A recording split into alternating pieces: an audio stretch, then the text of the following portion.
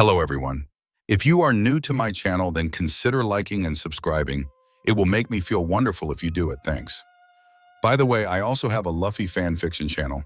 If you are interested, the link is in the description. Team 8 by Starcan. What if Naruto had been selected for a different team? What if he'd had a different mentor? Who would guess the consequences would be so large? Adios. Hinata awoke in a haze of pain. Her chest ached so much it took an act of will just to inhale. The air she inhaled was redolent of medicinal smells. She almost choked on the cloying odors, but just imagining how much coughing would hurt made her throat relax. She cracked open sleep-gummed eyes to see a hand wreathed in glowing blue-green chakra rest lightly on the blanket over her sternum. As the glow flared, the pain eased, just a little. After a moment, she realized she was in a hospital. Then she remembered the fight with Neji. No matter how hard she tried, no matter how determined she was, she still couldn't defeat her cousin. She'd been so hopeful going into that fight. She'd trained so hard, learned so many new things. This was her chance to prove that she had changed, just a little. But in the end, her father was right. She was nothing but a stain on the main family. Better that she died and left no reminder of her legacy of failures. For that matter, she was honestly surprised she'd survived. Her last memory was Neji charging at her in response to her final words. She'd already recognized the signs of internal injuries and known that her hard work had been for nothing, just like the rest of her meaningless life. But she'd wanted to leave her cousin with something besides the bitterness that she could see was consuming him. It wasn't his fault she was a weakling born into his proper place within the clan. Trying to remember was so hard, but she thought there might have been a familiar surge of chakra and a sense of motion. Everything else was blackness. Hinata tried to shift a little under the starchy hospital bedding, but a renewed surge of pain demonstrated the folly of that. She hadn't even managed to die with honor, after publicly demonstrating that the Hyuga branch family was stronger than the main family. It didn't matter that Neji was a year older. Her father's daughter should have prevailed. Instead, she had publicly humiliated him. Hinata let her eyes fall closed and wished for the death she'd been denied. Naruto didn't know which was worse, waiting at the hospital or waiting at home. He supposed he should be grateful that Kurenai-sensei made the decision for him. She sent him home under orders after 3 days of waiting for Hinata to wake up. He supposed he was getting a little ripe, but she'd also ordered him to stay out of the hospital until she sent for him. He and Shino were excused from missions to prepare for the Chunin exam finals. His teammate was planning to spend most of his time working with his parents in their specialties, but for once Naruto didn't really feel like training. He'd become so used to practicing with Hinata that it felt wrong, somehow, to train without her. Maybe it was a good thing that Guy wasn't really giving him any choice in the matter. He and Lee were waiting for him outside his apartment when he woke up the next morning. For once, Guy wasn't his normal, completely over-the-top self. Instead, he somewhat somberly informed Naruto that Kurenai wished to be on hand when Hinata woke up. Naruto nodded when he heard that. She'd assured him that she or Ruka-sensei would be there for her. But then Guy went on to say that Naruto's warning about Sabaku no Gara prevented Lee from being seriously injured during their match. Thus, they owed Naruto a debt of honor and would discharge this obligation by helping him fan the fires of his youth in preparation for the finals. Naruto noticed that neither of them mentioned Neji. He wasn't about to bring up the bastard either. But if he thought early mornings with the Guy and Lee show were strenuous, adding noon and evening sparring sessions was downright insane. And even if he managed to tire Lee out, Guy would have him do cool downs while he tested Naruto's power of youth himself. The first time this happened, Naruto realized what a pachinko ball felt like. But it did keep him from worrying about his teammate. Guy-sensei worked him so hard the rest of that first week that each night he fell asleep the instant his head hit the pillow. Ushino spun the kamas in his hands as he settled into a modified back stance. While the motion served no intrinsic purpose, they did demonstrate a degree of manual dexterity and expertise that could serve to intimidate potential foes. While normally it was better to conceal one's capabilities, there were circumstances in which overt demonstrations can achieve mission objectives without necessitating excessive violence. Not that there weren't occasions in which violence was preferable. Not for the last time, he envied Naruto's opponent selection in the upcoming finals. Irrational behavior was not something appreciated by any Aburame, and Shino was no exception to this. When that behavior resulted in serious injury to his teammates, he found himself desiring a role in undertaking the appropriate corrective action. While there was a slim probability that he would meet Neji in the finals, Naruto would first have to lose to the Hyuga prodigy, something he did not wish to see happen. Aside from the implications for team morale, he did not think Naruto would let anything stop him short of death or incapacitating injury. But if the worst happened, he would be ready. He cleared his mind and began the next kata, his blades a blur of motion. The third Hokage set aside the scroll he was reading with a sigh. It was the third petition he'd received in a week concerning the results of the preliminary matches. Each was worded differently, but they all suggested, in various diplomatic terms, that he adjust the results to address some obvious errors. Oddly enough, none of the apparent authors of these missives were shinobi, though he was certain at least one of them may have been prompted by one of the major clans.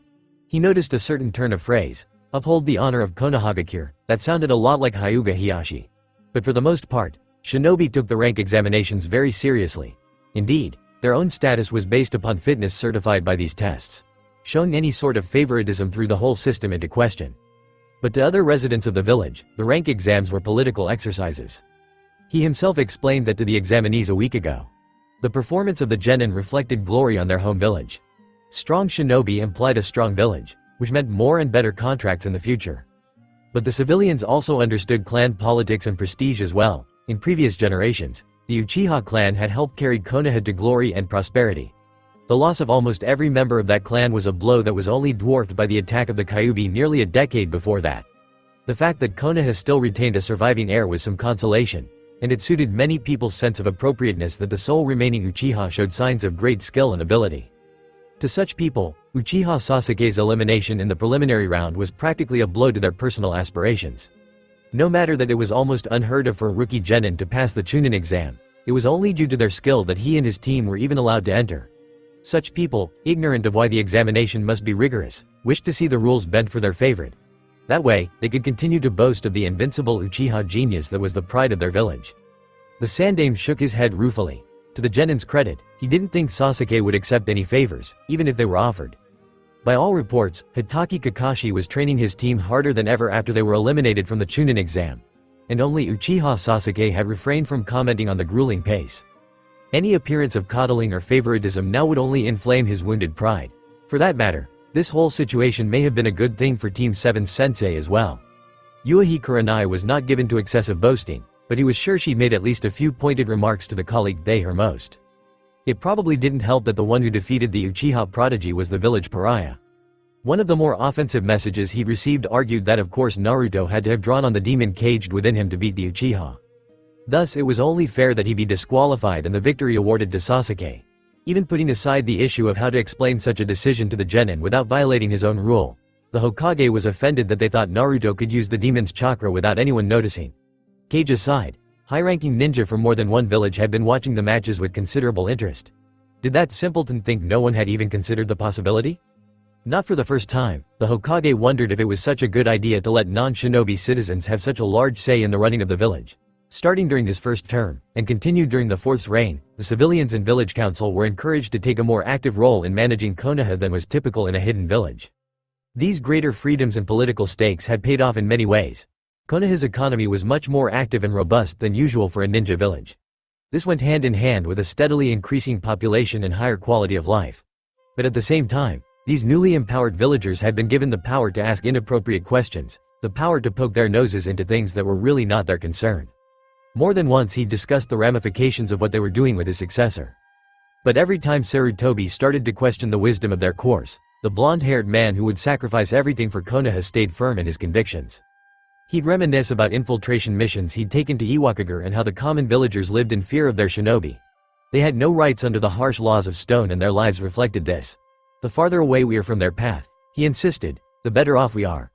Amazingly, the Iwa leadership still didn't understand why their villagers were only half as productive as those of their rival in the Land of Fire. It was painful irony indeed that those villagers would use that freedom to persecute the Yondaime's legacy, but the old man supposed it was inevitable. Giving people freedom meant also giving them the freedom to behave foolishly. He shook his head wearily.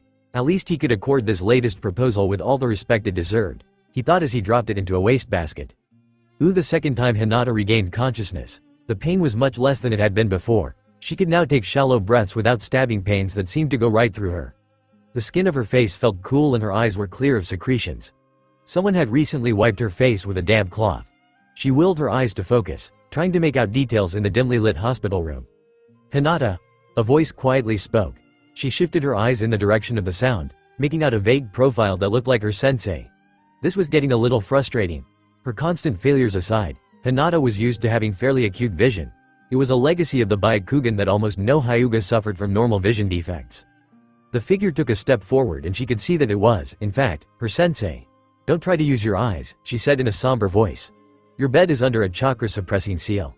Some of your inner coils were damaged and the medic nins don't want to risk a rupture before they are fully repaired." Hinata let out a tiny sigh. The fact that such extreme measures had to be taken only underlined how badly she'd failed. "I'm sorry," she said in a very small voice. Kuranai-sensei nodded. "I know, but it's not just me you need to apologize to." Hinata swallowed. "Yes. I humiliated my father, and I don't think you are sorry for the correct reasons," her sensei continued. Hinata fell silent, looking at her teacher and feeling even more stupid and useless. "You fought well," Kuranai said. "I and the other Jonin sensei were impressed by the gains you have made. Guy claims you have the youthful potential of genius, whatever that means." For a moment, Hinata allowed herself to believe her sensei, and the sick weight of guilt on her spirit seemed to lighten for a moment. But the memory of her father's face brought her back to reality. No matter how well others might think she had done, she had failed to live up to the standards of her clan.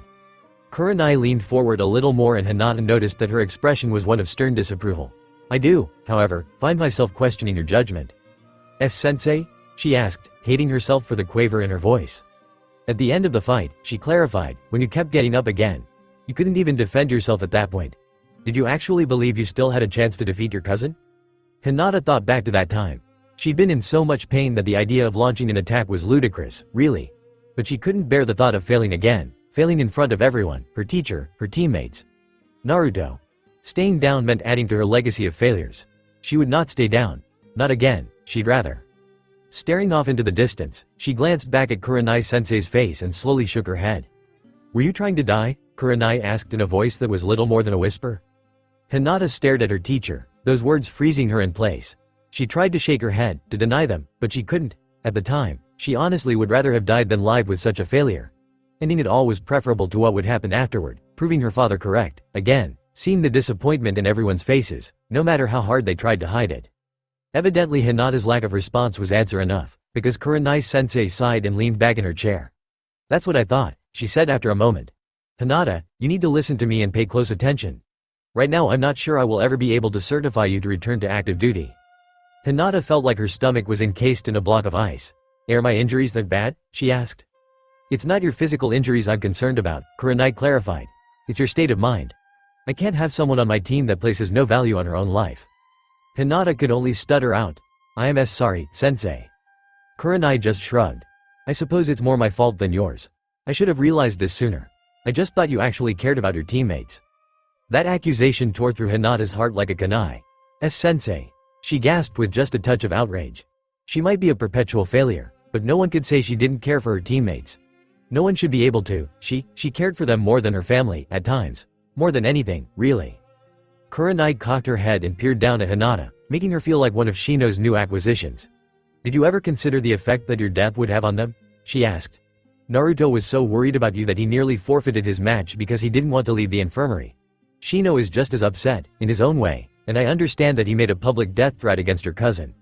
Hinata froze as her mind tried to wrap itself around this new information. To be honest, she didn't think Naruto would react so strongly, but she still damned herself for her thoughtlessness.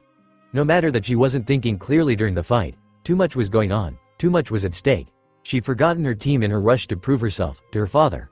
Hyuga or not, that was inexcusable. But Kuranai wasn't finished.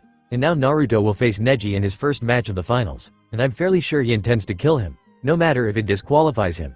Shino doesn't care so much about his foes as the chance that, well, to avenge you. These are the people you forgot about when you faced your cousin. These are the people that you thought wouldn't care if you got yourself killed. Hinata felt something snap within her. Suddenly the bedclothes were too tight as she levered herself up on her elbows, ignoring the spasms of pain in her chest. Why do they care?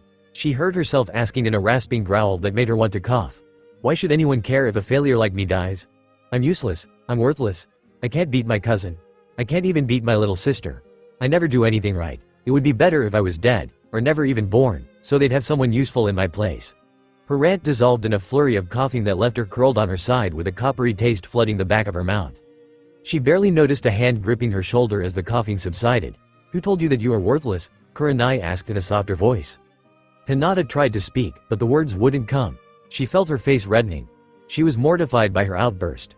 What had possessed her to say such things? Even if they were true, Kuranai-sensei would have no choice but to remove her from the team now. She would never get to see Naruto or Shino again. As Hinata struggled to get her breathing under control again, Kuranai-sensei helped her sit up. Her sensei wiped a cloth across her lips that came away with a faint smear of pink. "Don't speak," Kuranai commanded her. "Just nod. Did your father tell you these things?" Hesitantly, Hinata nodded. That is no surprise to me. I find him to be a cruel and spiteful man, Kurenai said in an angry voice. Hinata felt a surge of guilt because she didn't argue with her. Being the leader of the clan required him to be demanding at times, even harsh. But it was all for the good of the clan, wasn't it? You told me once that he has a very low opinion of Naruto, Kurenai continued. Do you think he is correct in that hatred as well? Hinata shook her head, but frowned. Her father hardly knew Naruto, but he'd raised her from infancy. Surely he knew her better. I can see you are not convinced, Kurenai said with a sigh. Who do you spend the most time with every day? You know the answer as well as I. Hinata swallowed and nodded. Training with Naruto, hours each day, was something she'd only dreamed could happen when they attended the Konoha Ninja Academy. The thought of losing that if Kurenai-sensei removed her from the team was unthinkable. Good, Kurenai said. Would Naruto agree with your father? And given how much time you spend with each other, who would you say has the more accurate estimation of your ability? Hinata froze in place, not even breathing for a moment. Unbidden, a memory of Naruto's words echoed through her mind. Hinata, you rock. She wanted to dismiss the question. She knew Naruto was nice to almost everyone. But was it possible that Naruto knew her better than her father? Maybe instead of being a constant failure, she did rock, even just a little? Kurenai stood up. We'll leave you to think on that, Hinata. I'll hold off on making any decisions regarding your status for now, but you should give serious thought to what we've talked about. Hinata nodded slowly and lay back on the bed as her sensei faded into the shadows of the room. She barely heard the door open and close. Ooh, how much better your life would have been, Kurenai whispered as she closed the door, if your father had died, instead of your mother. She took a deep breath as she made her way down the corridor. The medicinal smells that clung to hospitals the world over made her faintly nauseous. Her mind replayed the look on Hinata's face when she delivered her ultimatum and her stomach rebelled. Only the iron self-control of a Jonin kept her face expressionless as she made her way to the bathrooms. Once the door was closed and she was sure she was alone, Kurenai bolted for one of the stalls and promptly emptied her stomach. Wiping her mouth, she tried to forget the desolate look in her student's eyes, the raw, writhing emotion on the girl's face when she regurgitated her father's hateful words. Tears stung in red eyes that had spurned such things in years gone by. Cruel necessities, no matter how needful, were still cruel. Hyuga Neji fell back into a ready stance, waiting for his teacher to attack. He had been informed, the day after the preliminary matches, that Hiyashi-sama would be taking personal charge of his training in the month leading up to the finals. Gai-sensei accepted this with barely more than a nod. His Jonin instructor had been rather cool toward him since the match with his cousin. While highly skilled, Maeda Gai did not understand how things worked within the Hyuga clan, nor did he appear to care. Neji was acutely aware of the unusual interest his uncle expressed in his development, leading to his inclusion in training normally only given to main family members. This led to some very discreet whispering among the Hyuga elders, but Neji's growing prowess silenced any complaints. Being the top rookie of his year was an accomplishment, even for a Hyuga. Not even his cousin in the main family had managed that. Neji suppressed a twinge as Hiyashi-sama lunged toward him. He spun into a picture-perfect Juken block, nothing less would have sufficed. Thinking about the match with Hinata made him uncomfortable. Aside from his lapse in composure at the end, it had suitably showcased his capabilities. A main family ninja once considered the heir to the clan had only landed one significant blow before she was defeated. He smoothly slid into a counter-strike his teacher avoided with ease. Neji's anger in response to her inappropriate words at the end of the match was far overshadowed by her own emotional displays. Her almost desperate desire to defeat him was inappropriate for a shinobi representing a clan that prided itself on having firm emotional control. The uchiha insanity would not strike at the foremost of Konoha's shinobi clans. Hiyashi's last strike wasn't fully deflected and Neji felt the muscles in his forearm burn as a bruise formed. He neither knew nor cared why Hinata was so desperate to beat him, nor why she had kept getting up after her defeat was sealed along with her tenketsu. But he knew he had done nothing wrong. Her own father had commended him on his performance in the preliminary matches, and Neji knew he was less than pleased with hers. Not only had he not been to the hospital, but he forbade any other clan members from seeing her before she was released. Neji knew that some branch family members, especially women who had known her mother, privately expressed sympathy for the discarded heir. Of course, a true heir would scorn such expressions of useless sentiment. Back on the attack, Neji began another combo, but hesitated slightly on the last blow, hoping his teacher's blob would follow the normal timing. It almost worked, but all he ended up with was a bruised wrist as Hiyashi turned the blow aside. That earned a slight nod from the clan leader. His was an acceptable variation on traditional forms. Unlike all the tricks Hinata had used to try and beat him, something he knew Hiyashi-sama was less than pleased to learn of. Still, the reactions of his peers were somewhat disquieting. Lee, while little more than a parody of their Jonin instructor, was still competent within his limited range of capabilities. Moreover, Tenten was one of the more accomplished kunoichi of their generation. Their defeats in the preliminaries were due to unfortunate matchups rather than lack of ability. Each faced an opponent that possessed skills that effectively neutralized their specialties. For that matter, it was Hinata's fate to meet a more competent Juken user in her match. But both of them had exhibited the same quiet disapproval as Gai-sensei, as if he had done something wrong or shameful. It was unfortunate that they did not seem to understand how things worked in the real world. If you fought someone stronger, you were destined against the nature of things would only lead to worse injury. He learned that lesson the last time he saw his father alive. The only way to avoid this was to harden one's heart and become as strong as possible. Anything else was foolishness, and being a shinobi allowed no room for such things. If they could not come to understand this, then he would be forced to request a transfer once he became a chunin. It was interesting to note that Tenten, before shunning him along with the others, did see fit to warn him that Hinata's teammates were extremely angry about the injuries he'd inflicted during her defeat. Both would likely seek revenge when he faced them. Neji thanked her for the information, but didn't consider it very important. They would face him and, angry or not, they would be defeated. It was their fate. Naruto couldn't suppress a twinge of nervousness when Kurenai appeared at the end of his morning session with Guy and Lee. It took some effort not to rush through Guy's cool-down exercises and go see what Kurenai-sensei wanted, but he ground his teeth and stuck to the routine. Guy-sensei had lectured both him and Lee on the importance of both stretching and doing proper cool-downs, and making him repeat that lecture would only delay things more. Finally, when they were dismissed, Naruto hustled over to see his Jonin-sensei.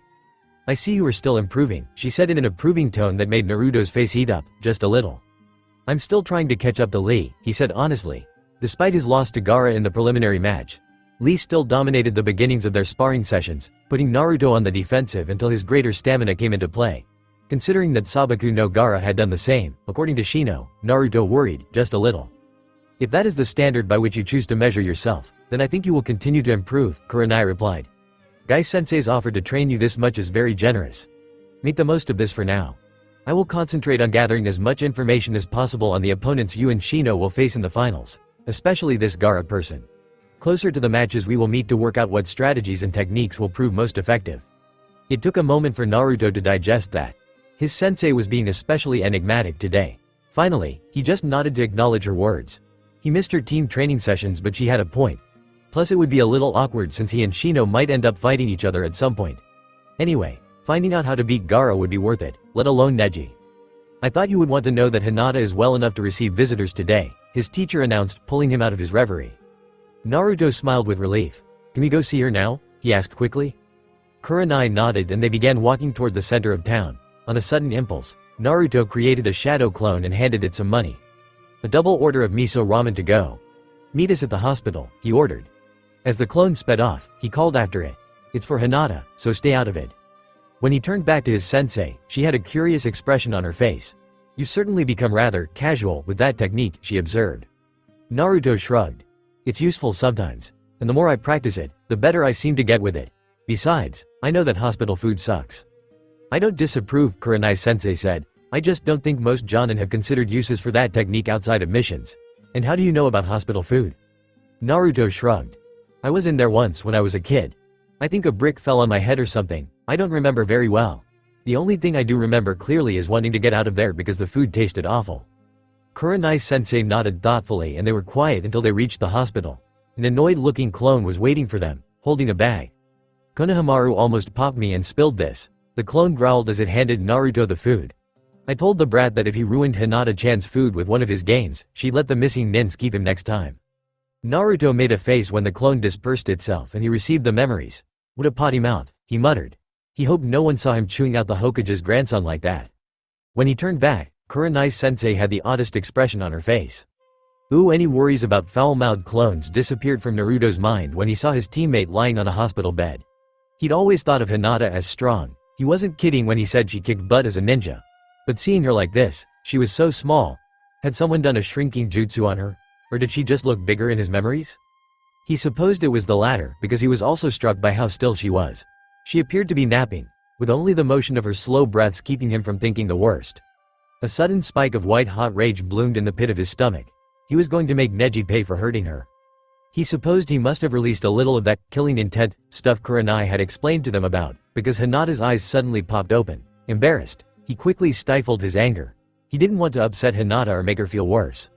"And Naruto?" she asked in a thick voice as she sat up and rubbed at her eyes. For an instant Naruto was struck by how cute she looked doing that, scrubbing at her eyes with the back of her hand like a little kid. Nothing like the graceful kunoichi that sparred with him. He shook his head. She wouldn't appreciate him making fun of her either. "I brought ramen," he announced after an awkward pause, holding up the bag. Hinata blinked. The nurses had eyed his burden rather dubiously as they exited the elevator, but Kurenai-sensei did that scowling but not really scowling thing and they didn't say anything. Hinata gave him a tremulous smile as Naruto carefully placed the bag on her bedside table and opened it. He carefully handed her the covered container and a pair of chopsticks. She straightened up a little more, smoothing the blankets, and then peered at the bag. "Aren't you going to have some?" she asked. "Nah," Naruto said, "I'm not really hungry." Hinata froze in place, staring at him. That is," Naruto babbled quickly, "I'm going to get some later. I just got done sparring with Lee and I need to let my stomach settle. You know that lotus thing, right?" Hinata nodded slowly and then cracked open the container. The reek of medicinal smells and disinfectants was swept away by the fragrant steam of hot ramen broth. Naruto considered this a vast improvement and his salivary glands agreed. Next time he was going to find a way to sneak in an order big enough for both of them to eat. Trying to distract himself from his annoying stomach, he glanced at the bag and noticed it wasn't completely empty. "Hey," Naruto said as he pulled a folded piece of paper from the bag. "Ayame stuck a note in there. It says she hopes you get well soon, isn't that?" His words cut off when he looked back at Hinata and saw her lower lip trembling. Her head bent forward as her hands began to shake. Naruto rescued the ramen and put it back on the table as she sniffed loudly. "Hinata? What's wrong? Is it the—" His words were cut off when Hinata let out a low cry and buried her face in her hands. Naruto looked back at Kurenai-sensei for help, but the Jonin was no longer standing in the doorway.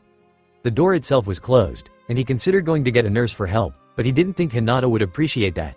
He remembered how Yame took Hinata aside to help her get cleaned up. He needed to help her without embarrassing her worse. He had to. This was his friend. It would really help if he'd known what to do.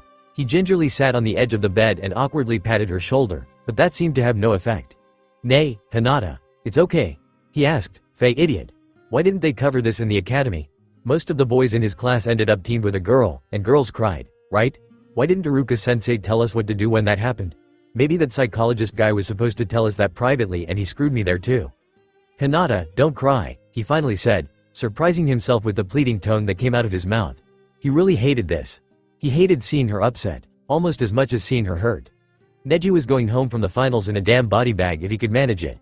No, he didn't need to be angry right now. That wouldn't help. He tried patting her back, but that didn't help either. She was shaking like leaf. "I'm sorry," Hinata wailed.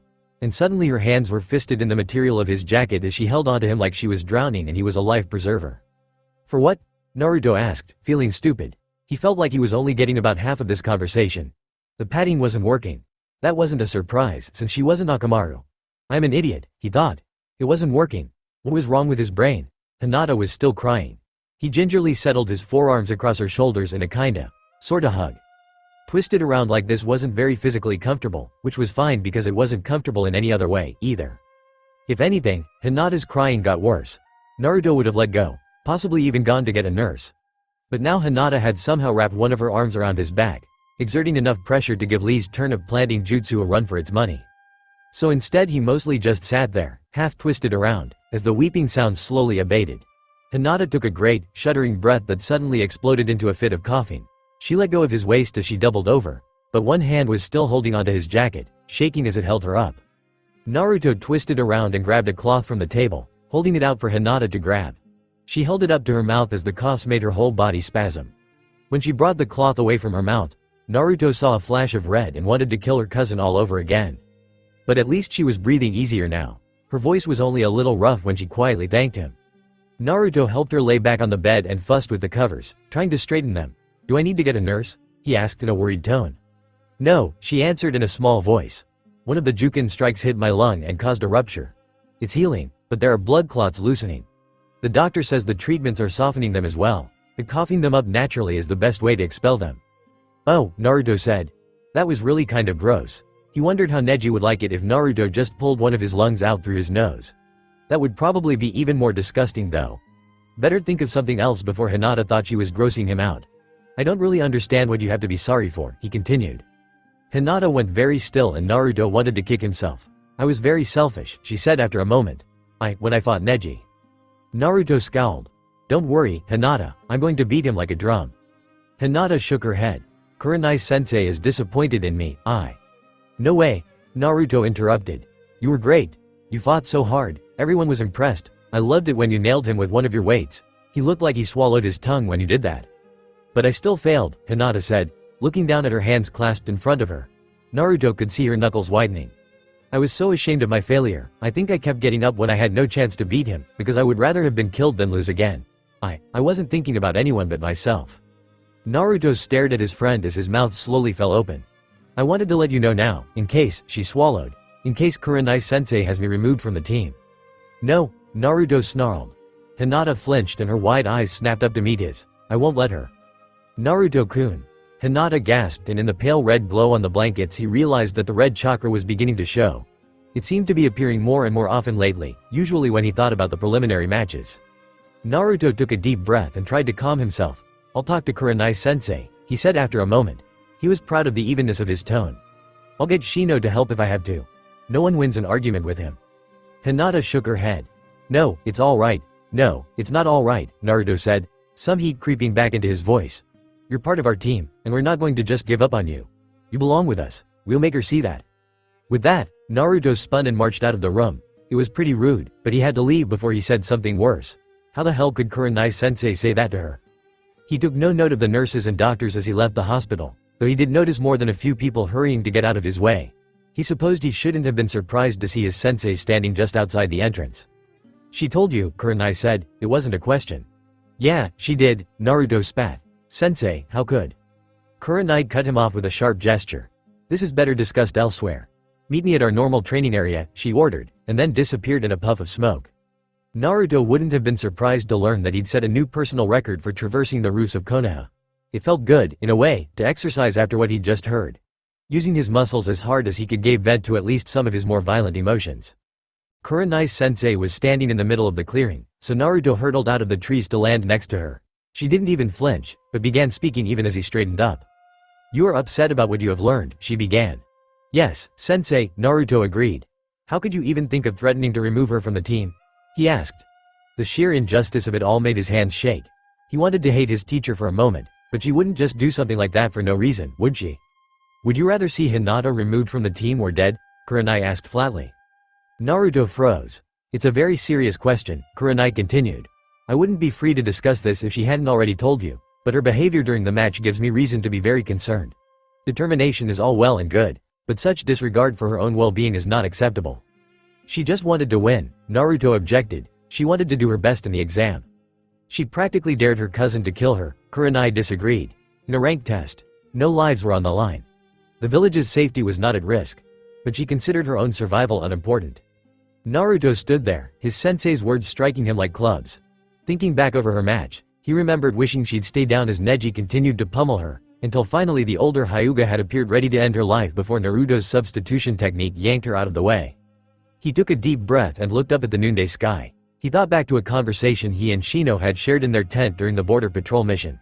This has something to do with her screwed-up family, doesn't it? He finally asked. I'm fairly certain it is, Kuranai confirmed. Naruto made a face. He suddenly had a bad taste in his mouth. He spit on the grass. Do you really think she should be placed in life and death situations unless this is resolved? She asked. Naruto shook his head. What are you planning on doing? Kuranai asked as he began striding away. I don't know yet, was his honest answer. Ew. Naruto was a mess during his noontime session with Guy-sensei, and Lee nearly knocked him unconscious during their first spar. Eventually, Guy ended it early. Naruto Atsu specialist, but Guy merely waved it off. It is clear, he said in his booming voice, that the fires of your youth need to be banked. Naruto. Come back tomorrow when your mind and spirit are as one and you have regained your youthful focus. Naruto didn't know if Kuranai-sensei had said something to Guy-sensei or not, but he thought the green-clad Jonin was awfully optimistic about his problem-solving abilities. At the moment, he didn't have a clue as to what he should do. After a quick lunch, Naruto found himself sitting on top of the Hokage monument. He looked out over Konoha and thought about the situation. No matter how many times he tried, he just couldn't seem to wrap his head around the differences between how Hinata was and how she saw herself. She didn't really think she'd done that well in the preliminary match, but everyone who knew her was impressed by what they saw. Why was it so different? Eventually, he decided to head back and just ask her. It wasn't like his blundering mouth could make things any worse than they were. Naruto arrived back at the hospital just in time to see Shino walking out of the entrance. He immediately changed his plans and intercepted his teammate. You have spoken to Hinata, Shino said with no preamble. Naruto nodded. You? He asked. She has apologized to me as well for her thoughtlessness, Shino replied. Naruto didn't even need to look up to know the forehead over those dark glasses was furrowed. Remember what we talked about on the patrol mission? Naruto asked him. Shino nodded. That appears to be the most likely origin of our present situation. Naruto gritted his teeth. He knew better than most that Shino's emotionless voice was not an accurate gauge of his teammates' real feelings. So what are we going to do about it? He asked. Do? Shino asked. I'm not sure this is a situation we are qualified to deal with. We can't do nothing, Naruto protested. Our instructor will undertake the proper corrective action, Shino said. There are professionals better equipped to deal with this situation than we are. They'd probably remove her from the team first, Naruto hissed, struggling to keep his voice down. That would kill her, maybe for real. Shino just looked at him for a long moment. Naruto had learned how to tell, glasses or not. You're highly agitated about this, he said after a moment. This is Hinata, Naruto said. She's our teammate. We need to look out for her. We need to fix this. Not some assholes like the guy that tried to screw me up. Shino was silent for a long time. I have observed, he finally said after a while, that our teammate is highly affected by your words, including intonation as well as phraseology and context. Naruto blinked. She listens very closely to what you say, Shino clarified. You, more than anyone. More than Kurenai-sensei? Naruto asked in stark disbelief. Why? More than anyone, Shino confirmed. It would be inappropriate for me to speculate regarding issues in which I do not have first-hand knowledge. But that is what I have observed. I believe that you would be best suited to interact with Hinata in an effort to satisfactorily resolve this situation. Damn, Naruto said. I was hoping she'd listen to you better. Shino went very still. And why is that? He asked. Because you're smarter than me, Naruto replied. I'll probably just make things worse. I do not believe that raw intelligence is the most important factor in resolving interpersonal issues, Shino declared. I theorize that if you simply ask questions and listen attentively you will experience a greater degree of success than you anticipate. Hinata felt better after Shino left. He accepted her admission of selfishness without batting an eye, that she could see anyway, and stated that he too was impressed by her performance. Furthermore, he did not wish to see her removed from Team 8 either. He said her conduct and capabilities were well above average for their cohort, and the team's social interactions had proven to be more enjoyable than he had considered possible. He concluded that removing a key component from the matrix was neither necessary nor desirable. Hinata accepted his words as they were spoken. It wasn't like Shino to whitewash a situation just to be nice. He was too precise for that. But still, remembering the disappointment in Kurenai-sensei's voice seemed to sweep all that away. It was just the latest in a grand litany of failures. She wondered if she'd even be admitted back into the clan if she was rejected as a ninja. Probably not. She jumped a little when the door opened and Naruto walked in. She had to firmly clasp her hands to keep from pushing her fingertips together in her nervous habit. She was a little mortified when she remembered how she broke down in front of him earlier. At least she'd been able to maintain her composure around Shino. Naruto was silent as he carefully pulled up a chair and sat down next to her bed. She wanted to open her mouth, to say something, to apologize, to do something.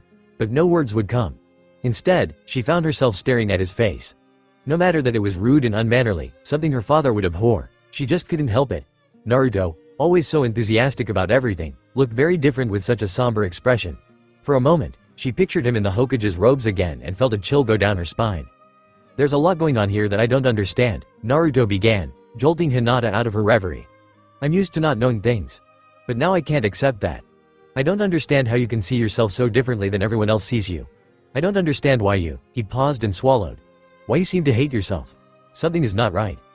Hinata looked down. She didn't need Naruto to tell her she was defective. An unpleasant voice in the back of her mind said that it was about time Naruto saw the truth of things. Now maybe she would stop wasting her time. Motion caught her eye and she looked up to see Naruto leaning forward, peering intently at her. He cocked his head in a manner eerily reminiscent of their sensei. And I do not think that something is you, Hyuga Hinata, he said, imitating Kurenai-sensei when she wanted to make a point. Hinata froze, her mouth halfway open, the protests dying on her tongue as bright blue eyes bored into hers. I was an orphan, Naruto said after a moment, leaning back in his chair. I don't really know what it's like to have a family, but I always wanted one. I always wondered what it would be like to have parents or a brother or sister. Maybe I had some idealized image of family, because I knew I'd never have one. Shino's parents seemed kind of neat. But now I'm starting to wonder if I might have been better off in some ways. Naruto's words tore at Hinata. She knew how lonely he'd been at times in the past. She knew now that he was ostracized because of the seal he bore. Naruto, Tell me about the Hyugas, Naruto said, his tone gentle but firm. Hinata found she could deny him nothing. She began speaking. Naruto left the hospital 2 hours later, his head spinning. He felt like he'd sat through one of Kurenai's mega lectures, only less organized. He'd had a glance into the life of one of Konoha's most prestigious clans, but he didn't really like what he saw. The factual details were interesting. He had no idea there were that many feast days recognized in the Land of Fire, many of which required some sort of formal dinner. He had no idea the Hyuga compound was as large as it was, and that there were several buildings set farther back in the grounds for the branch family. Tea ceremonies sounded weird, but boring after you sat through your first one. Maybe Hinata was graceful enough to make it interesting to watch. But it was the things that were missing that made him wonder. Shikamaru was always telling stories about his dad saying or doing something troublesome. Kiba always complained about his big sister trying to Bosata didn't really have any stories about her father or her sister. She had a few pleasant recollections of her mother that were faded with age, but those only highlighted the lack with respect to her still living family members.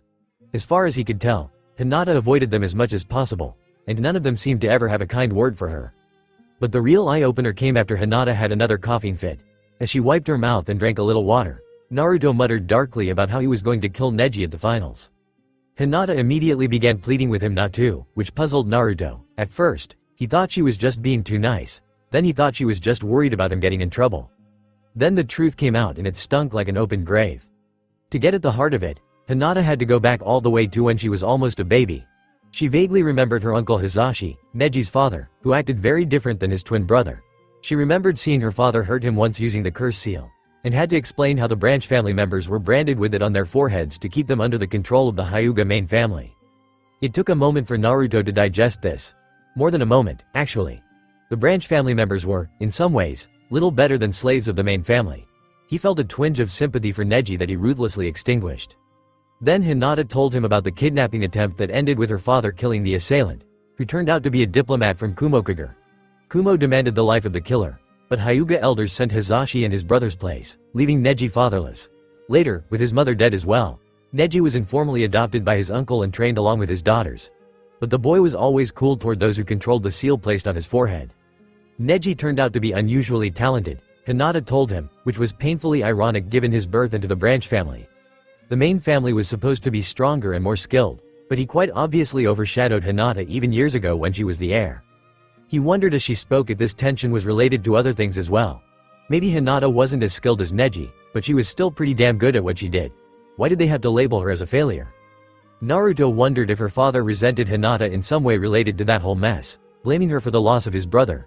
It was stupid, but he couldn't think of anything else.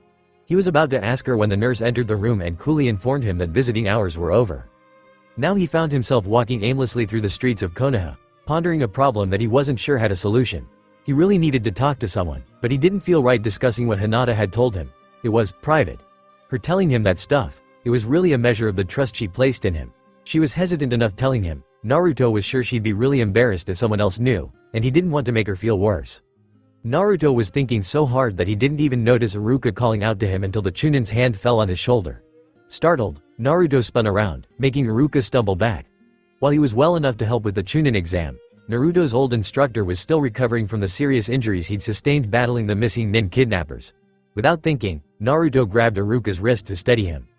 Iruka halted in mid-stumble, much to his apparent surprise. "That's quite a grip you have there, Naruto," he said in a pleased voice. He smiled. "Want some ramen? My treat?" Naruto started to apologize, but then remembered that Guy-sensei had given him the rest of the day off. Sure, Iruka-sensei. Weighty problems or not, ramen was ramen. It was a little early for the dinner rush, so they found Ichiraku's mostly unoccupied. "Eat all you want," Iruka said in a grand voice. Naruto looked over at one of the first people to really believe in him. "Are you sure you're alright, Iruka-sensei? I made a lot of money off of you at the preliminary matches," Iruka informed him with an uncharacteristically smug grin. "When your match with Sasuke was announced, I made as many bets as I could before it started, and most of the Chunin and Jonin gave me 10-to-1 odds. You should have seen their faces when you won." Naruto was a little annoyed that people had been so sure Sasuke would beat him, but for the most part he was happy for Iruka. People that believed in Uzumaki Naruto, future Hokage, should profit from it, especially at the expense of those who didn't. "If I'd known you were making bets, I'd have asked you to place some for me," he said sourly. "Maybe gone a little slower so you'd have time to place more." Iruka chuckled and reached over to muss Naruto's hair. That gesture still made Naruto swallow heavily, which was the reason why Iruka was the only one he'd let get away with it. "Don't worry, I had enough time to wager all my back wages from when I was in the hospital." Naruto felt his face redden. It meant something that Iruka, who was ordinarily very practical with expenditures, was willing to bet that much on him. "I wish I'd been able to get in on that action," Old Man Ichiraku said as he handed them a couple of menus. "I imagine there will be a lot of wagering on the finals," Iruka said as they placed their orders. "True," the old man said, "but now everyone knows not to underestimate Naruto here, so the odds won't be as good." Naruto could almost feel his head beginning to swell at those words. Only the thought of Kurenai-sensei's probable reaction kept his ego firmly under control. Those thoughts were quickly dispelled by Tuchi's next question. Is this Neji character Naruto has to fight next the one who beat Hinata? Naruto was fairly proud of his self-control. Not a word left his lips.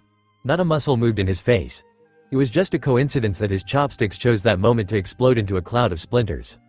Iruka shot a quick glance at Naruto before answering. "Yes, he hurt her pretty badly," he said quickly. "Oh," the old ramen cook said, looking back and forth between Naruto and Iruka as the broth began to simmer. "How is she doing?" he asked with an uneasy expression. "Better," Naruto said flatly. "Is she allowed to have visitors now?" Iruka asked, seeming eager to change the subject. Naruto nodded. "She started today," he said. "Good," Iruka said with a smile. "I'll have to drop in and see how she's doing." "She'd like that," Naruto said. He didn't add that she probably wouldn't have any visits from her family. The conversation lapsed into a semi-comfortable silence as the old man prepared their orders. The ramen was as good as ever, but somehow it didn't taste quite right to Naruto. After his first bowl, Naruto sat back on the stool and glanced over at Iruka, who also seemed kind of quiet. "Sensei?" he asked after a moment. "Have you ever had students who had problems?" Naruto struggled with how to do this. He needed to keep things as vague as possible to avoid giving away Hinata's secrets, but if he made them too general his questions would become meaningless. "All my students have problems," Iruka assured him with a grin. Naruto had no doubt he was at the top of that particular list. I mean problems at home.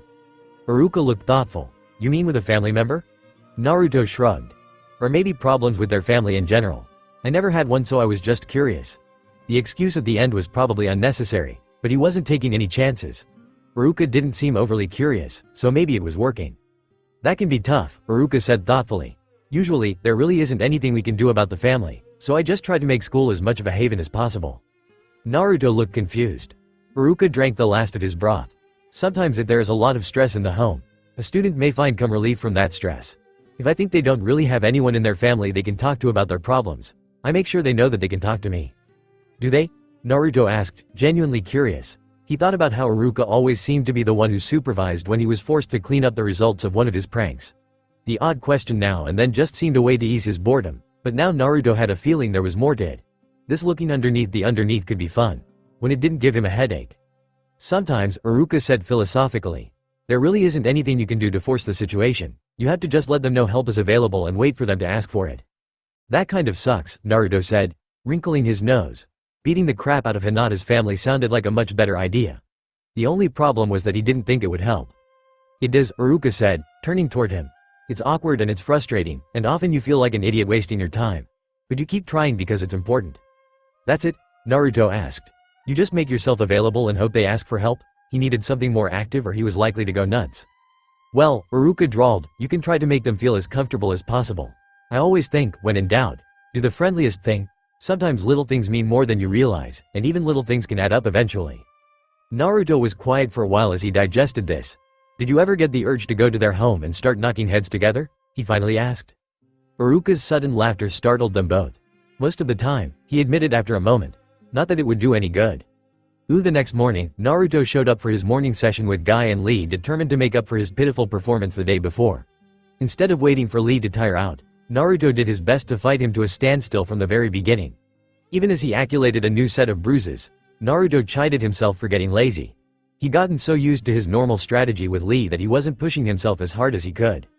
It also helped to have a way to vent the previous day's frustrations. Lee's grin got wider and wider as Naruto continued to go on the offensive, and his taijutsu combinations became more and more elaborate. After a while Lee was doing things Naruto had never seen before, forcing him to block and counter on pure instinct. He realized after a moment that this was surprisingly fun. Right up until Lee broke a bone in his forearm. Naruto was blocking a punch to the face that suddenly turned into an off-angle kick intended to remove his head. There was loud crack, accompanied by a jolt of pain that made Naruto's whole arm go numb for a moment. Naruto stumbled back, clutching his forearm. It was hot to the touch, but the blinding pain was already leaking away. Lee looked horrified, so Naruto just gave him a tight grin. "Good one," he said after a moment, letting go of his arm and flexing the hand. The pain was little more than a dull ache now. He stepped forward to resume sparring, but Guy-sensei was having none of that. He'd evidently heard the crack as well, and insisted that Naruto have his arm x-rayed immediately. On the way to the hospital, the Jonin explained the best way to counter Lee's move, even as he chastised his genin for letting the fires of his youth burn out of control. Lee looked so disconsolate that Naruto spoke without thinking. "That's okay. After all, I don't think Neji is going to take it easy on me." Both of the spandex-clad shinobi looked distinctly uncomfortable and Naruto cursed his stupid mouth. They were silent the rest of the way to the emergency room. The doctors were less than enthusiastic about treating Naruto, especially since he didn't seem to be in too much pain, but Guy was insistent. The X-rays revealed only a faint shadow on the ulna that looked to be a hairline fracture that had healed long before. The medic looked annoyed at Guy for wasting his time, but Guy just explained that Naruto had taken a heavy blow while fanning the fires of his youth, and fulfilling his youthful promise to Naruto's instructor meant making sure there was no serious damage. The doctor's eyes glazed over halfway through this explanation and he didn't even notice when Guy took the X-ray with him. Naruto stared at the Jonin as he and Lee followed him out of the hospital. Did he do that on purpose sometimes? By the time they returned to the training area, it was almost time for the morning session to be over anyway. Guy had them do a couple of kata before beginning the cool-down exercises. After he was dismissed, Naruto created some clones and then stopped by the Yamanaka flower shop to purchase a cluster of yellow chrysanthemum flowers. During his conversation with Hinata, he'd noticed that her room didn't seem to have a single card or decoration. While she'd only just been cleared for visitors, he knew her worthless family wouldn't be bothered to do anything to cheer her up. He shook his head. No matter what his opinion was, he didn't need to be ranting about them to Hinata. She knew what he thought, and getting too angry would only upset her.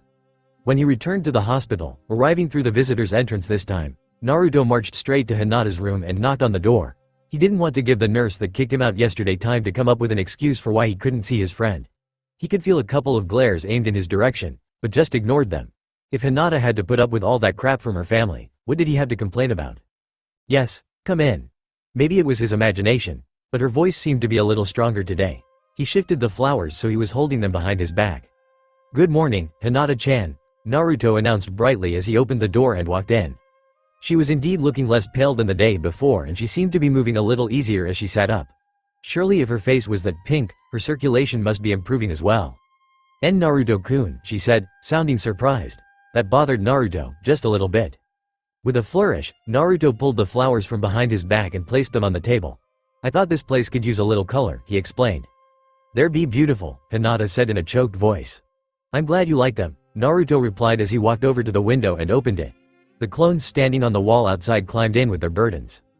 "Guy said that was a good book on Goken katas and combinations," Naruto explained. "And I got ramen for both of us this time. Kuranai-sensei still had your bag and I figured there was some stuff in there that you might want so she let me bring it." It took a moment for Naruto to unpack the ramen.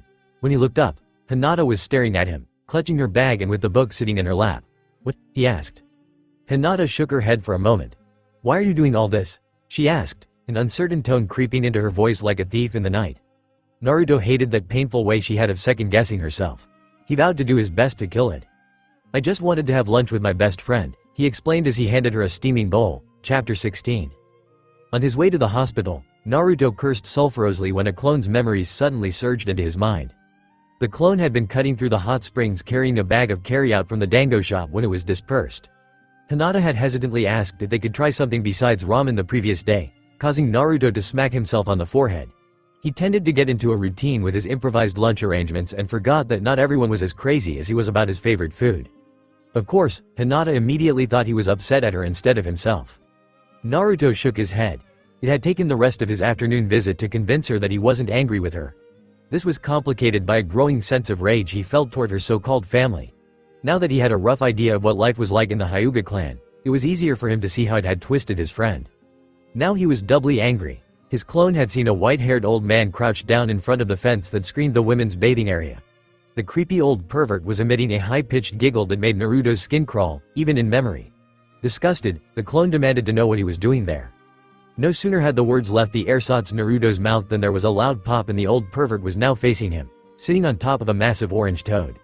The toad's mouth cracked open and an enormously long tongue shot out and wrapped itself around the clone's waist.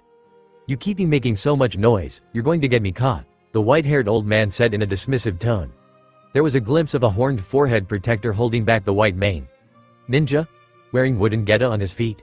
Why don't you cool off? The strange shinobi asked, and the disgustingly slimy tongue flexed and whipped the clone off its feet and into the aqueduct that fed into the bathhouse. Unfortunately, the impact with the water was hard enough to disperse the clone. Its last memory was flinging the bag of dango away from the canal. Naruto scowled and immediately summoned 10 more clones. Without a word, they took off for the hot springs to reclaim the dango, and keep an eye out for a white-haired older man in olive robes and a red overjacket. When he was still 2 blocks from the hospital, his mood became even more disgusted. His clones didn't find anything near the hot springs, aside from a lot of angry-looking women. Of course, one of them assumed the green-clad boys were there to peep as well, and they'd been attacked and dispersed before they could ask a single question. Naruto saw a bakery right across the street from where he was standing, but he knew the owners hated him on sight. Even if they deigned to serve him, he didn't want Hinata eating anything they knew was being sold to the demon boy. He sighed and ducked into an alley. One quick henge later, he looked like a blonde version of Kiba, without the facial tattoos. He strode out of the alley and crossed the street toward the bakery. Ordinarily, he wouldn't want to support their stupid business in any way, but this was for Hinata. Naruto was just leaving the hospital when one of the chunin that assisted the Hokage caught up to him. "Naruto-san, the Hokage would like to see you as soon as possible," the young man said in an oddly respectful tone. Naruto frowned. It was almost time for his next session with Gai-sensei. Well, there wasn't anything he could do about it. He created another clone and instructed it to find Gai-sensei and tell him Naruto had been summoned to the Hokage's office. Naruto turned back to the chunin, who looked slightly disconcerted, and simply said, "Let's go." The chunin set a brisk pace, but Naruto wished they could get there sooner. He had no idea what Jiraiya-san wanted, but the way this day had gone so far, it probably wasn't good. At least Hinata had liked the sweet bean buns. Ooh. Sakura stared after Naruto and the chunin as they hurried down the street. Ino had to elbow her twice to get her attention, which almost sparked an argument. The word, Ino pig, was about to leave her lips when she caught herself. Rebuilding a relationship with her former best friend was more work than she'd imagined. It was a little disturbing how ingrained some of her more aggressive reactions had become. It was one thing to realize that you weren't a very nice person, but doing something about it was quite another. Instead, she made an effort to smile at her old friend. Ino returned it, a little tentatively. "Was that Naruto?" the blonde asked. Sakura nodded. "I think so," she answered. Ino frowned. She seemed a little ambivalent where their former classmate was concerned. Not that Sakura had much room to talk. Things had been simpler at the academy. Uzumaki Naruto was the class clown and an incessant prankster. He was really irritating, but it was also reassuring, in a way. You could always predict what he'd do in a given situation. It was always, ramen, this or Hokage, that. He was safe. Sakura had seen another side of him during the exams. His advice to Lee was something that still stung in her memory, mostly because it was true. Then the terrifying fight against that grass ninja, when Naruto's team jumped in without hesitation. Even worse was the attack by the Sound Genin team, and the terrifying auras enveloping Naruto and Sasuke when they woke up. However, the biggest shock of all was during the preliminary matches. She'd wanted to cringe when Sasuke had brought up Hinata's defeat. Even if it was a valid tactic, it dishonored someone that had fought to defend him when he was unconscious. But she hadn't even had time to make a face before Naruto had decisively ended the match. Where was the class clown now? Sasuke refused to talk about the match, even after the bandage was removed from his jaw. But when a disappointed-looking Kakashi-sensei announced they were starting extra training sessions, Sasuke threw himself into the lessons with a disturbing intensity. "I heard he goes to visit her every day," Ino said in a faint voice.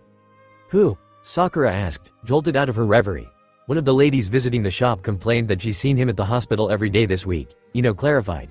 "He must be visiting Hinata." That was rather nice, Sakura concluded. She wondered if Sasuke would visit her in the hospital if she had been injured. She shook her head after a moment's thought. No, he wouldn't. Not if he had the option of training. Sakura made an effort to change the subject and turned to Ino, asking her if Choji or Shikamaru were nervous about their upcoming matches. Listening to her old friend rant about her teammates was a balm to uneasy nerves. It was good to have her back. Uyuahi Kuranai had just finished summarizing her notes when the messenger from the Hokage arrived. She took the message from the young chunin with a nod and opened it. It was a polite request for her to report to the Hokage's tower at her earliest convenience. On an impulse, she decided to take her notes with her. She had little doubt the hidden sand jinchuriki would come up in their discussion and she might need to reference the reports she'd gathered. She knew the sand jinchuriki had been under close surveillance since she'd made her original report, but here his Jonin-sensei must have sensed the watchers. They'd done nothing suspicious, but they were still shinobi. The lack of suspicious activity was itself cause for concern. Kuranai stretched her shoulders and twisted her back to loosen it up as she began walking to the center of the village. She'd been at this for days, but the safety of Naruto and Shino demanded no less. It was unfortunate that she'd been forced to miss watching Gaara's fight with Rock Lee. From Guy's description of the match, the Tsunade Genin had incredibly formidable defenses, even though he'd been unable to match Lee's speed for most of the battle. More disturbing were reports from Mitarashi Anko concerning the crushed bodies she'd disgamed Forest of Death. The cause of death was catastrophic blood trauma, though the masses of sand filling the crushed victims' noses and throats would have killed them almost as quickly. Only remnants of the sand remained, but the ruptures and distension of the oral and nasal cavities suggested they had once been packed full of sand. All the evidence suggested this was the handiwork of Sabaku no Gaara. The fact that the genin was a killer was not lost on Kuranai. While a few deaths were considered unavoidable in the constant skirmishing during the second exam, the fact remained that this Gaara person seemed to have no compunctions regarding the taking of human life. Moreover, given the defenses Guy described, it was more than likely that Gaara's victims had no way of even hurting the sand genin. The overall psychological profile she'd managed to develop was just as grim. The political implications of the case Cage entering such a dangerous predator into Konoha's Chunin exam were just as ugly. However, that was the Hokage's job to evaluate. Hers was to get him the most accurate information possible. Kuranai had just gone over her data on Gaara when Naruto arrived. "Hokage-sama, sensei." Naruto greeted them with a polite bow, before quietly sitting in the other chair. Kuranai raised an eyebrow, wondering if she was being set up for another prank. Then she noticed out of the corner of her eye the old man's expression of stark disbelief. Maybe the joke wasn't on her this time. "Ah, Naruto," the Hokage said after a moment. "I read your sensei's report regarding the events that occurred during the second exam. You said that you actually spoke to it?" Naruto nodded soberly, and Kuranai was inwardly pleased that he was taking this seriously. He didn't like the idea of someone placing another seal on me. He said it could have effects on my mind, and he didn't want his vessel being controlled by someone else. Also, the seal's chakra was interfering with both my chakra and the fox's chakra. Naruto paused, scratching his head. He was really a jerk about it, but I think he was actually worried. The Sandame puffed on his pipe while he digested this. Kuranai was a little disconcerted at the idea of the Kyuubi being worried about anything. It was like hearing about a typhoon with hurt feelings. "And you were able to remove Orochimaru's seal by forcing your chakra into it?" Naruto nodded. "Mine, but mostly the fox's chakra. It hurt, right up until the stupid thing exploded," her student explained, unconsciously clutching his right forearm. "It's sort of like when you get a really infected pimple, so you squeeze the skin around it until it pops. It hurts the worst right before it explodes all over." "Yes, thank you Naruto," Kuranai said quickly. She'd had her share of blemishes when she was younger, and had no desire to be reminded of all the gory details, no matter how apt a metaphor it might be. She glanced quickly toward the Hokage, but the old man was merely nodding thoughtfully. "As the seal has worked constantly since you were a baby, the steady flow of chakra no doubt enlarged your coils, reinforcing them. That's why the pressure didn't rupture them." He nodded. "Naruto, since then, have you noticed any changes with respect to the seal or your prisoner?" Naruto shrugged, looking a little uncomfortable. "Not really. Sometimes I feel the red chakra a little easier when I'm mad at something, but I think that started before the Chunin exam." The Hokage nodded gravely. "That doesn't sound too bad, Naruto, provided you keep your temper under control. I know you didn't ask for this responsibility, but you need to make sure there are not any accidents." Kuranai knew the Hokage was definitely hinting about the upcoming finals, but hoped he didn't press the point. Hyuga Neji's behavior during his match with Hinata was just short of criminal, and her student's desire to return the favor was not something she disagreed with.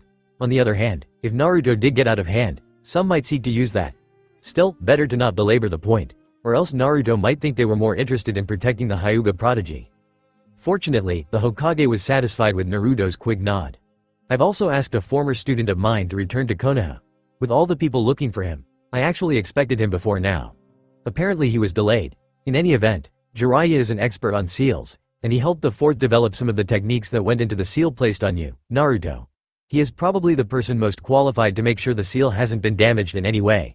Kuranai's eyebrows lifted when she realized who the Hokage was referring to. There was a knock at the door, and one of the Chunin guards stuck his head inside. "Jiraiya-sama is here, Hokage-sama," he said in a quietly reverent tone. From what little Kuranai had heard about the Hokage's legendary students, known throughout the land as the Sannin, it was more than merited. After a nod from the Hokage, the door opened all the way and a tall, broad-shouldered man strode into the room. He wore dull green robes over a mesh shirt that she could see glimpses of at the neck and wrists. On top of everything else he wore an oversized red vest with a yellow circle over each breast. Archaic wooden geta clacked on the floor, but his stride exhibited the steadiness that spoke of long experience wearing them. The white hair suggested age, but his face was for the most part unlined.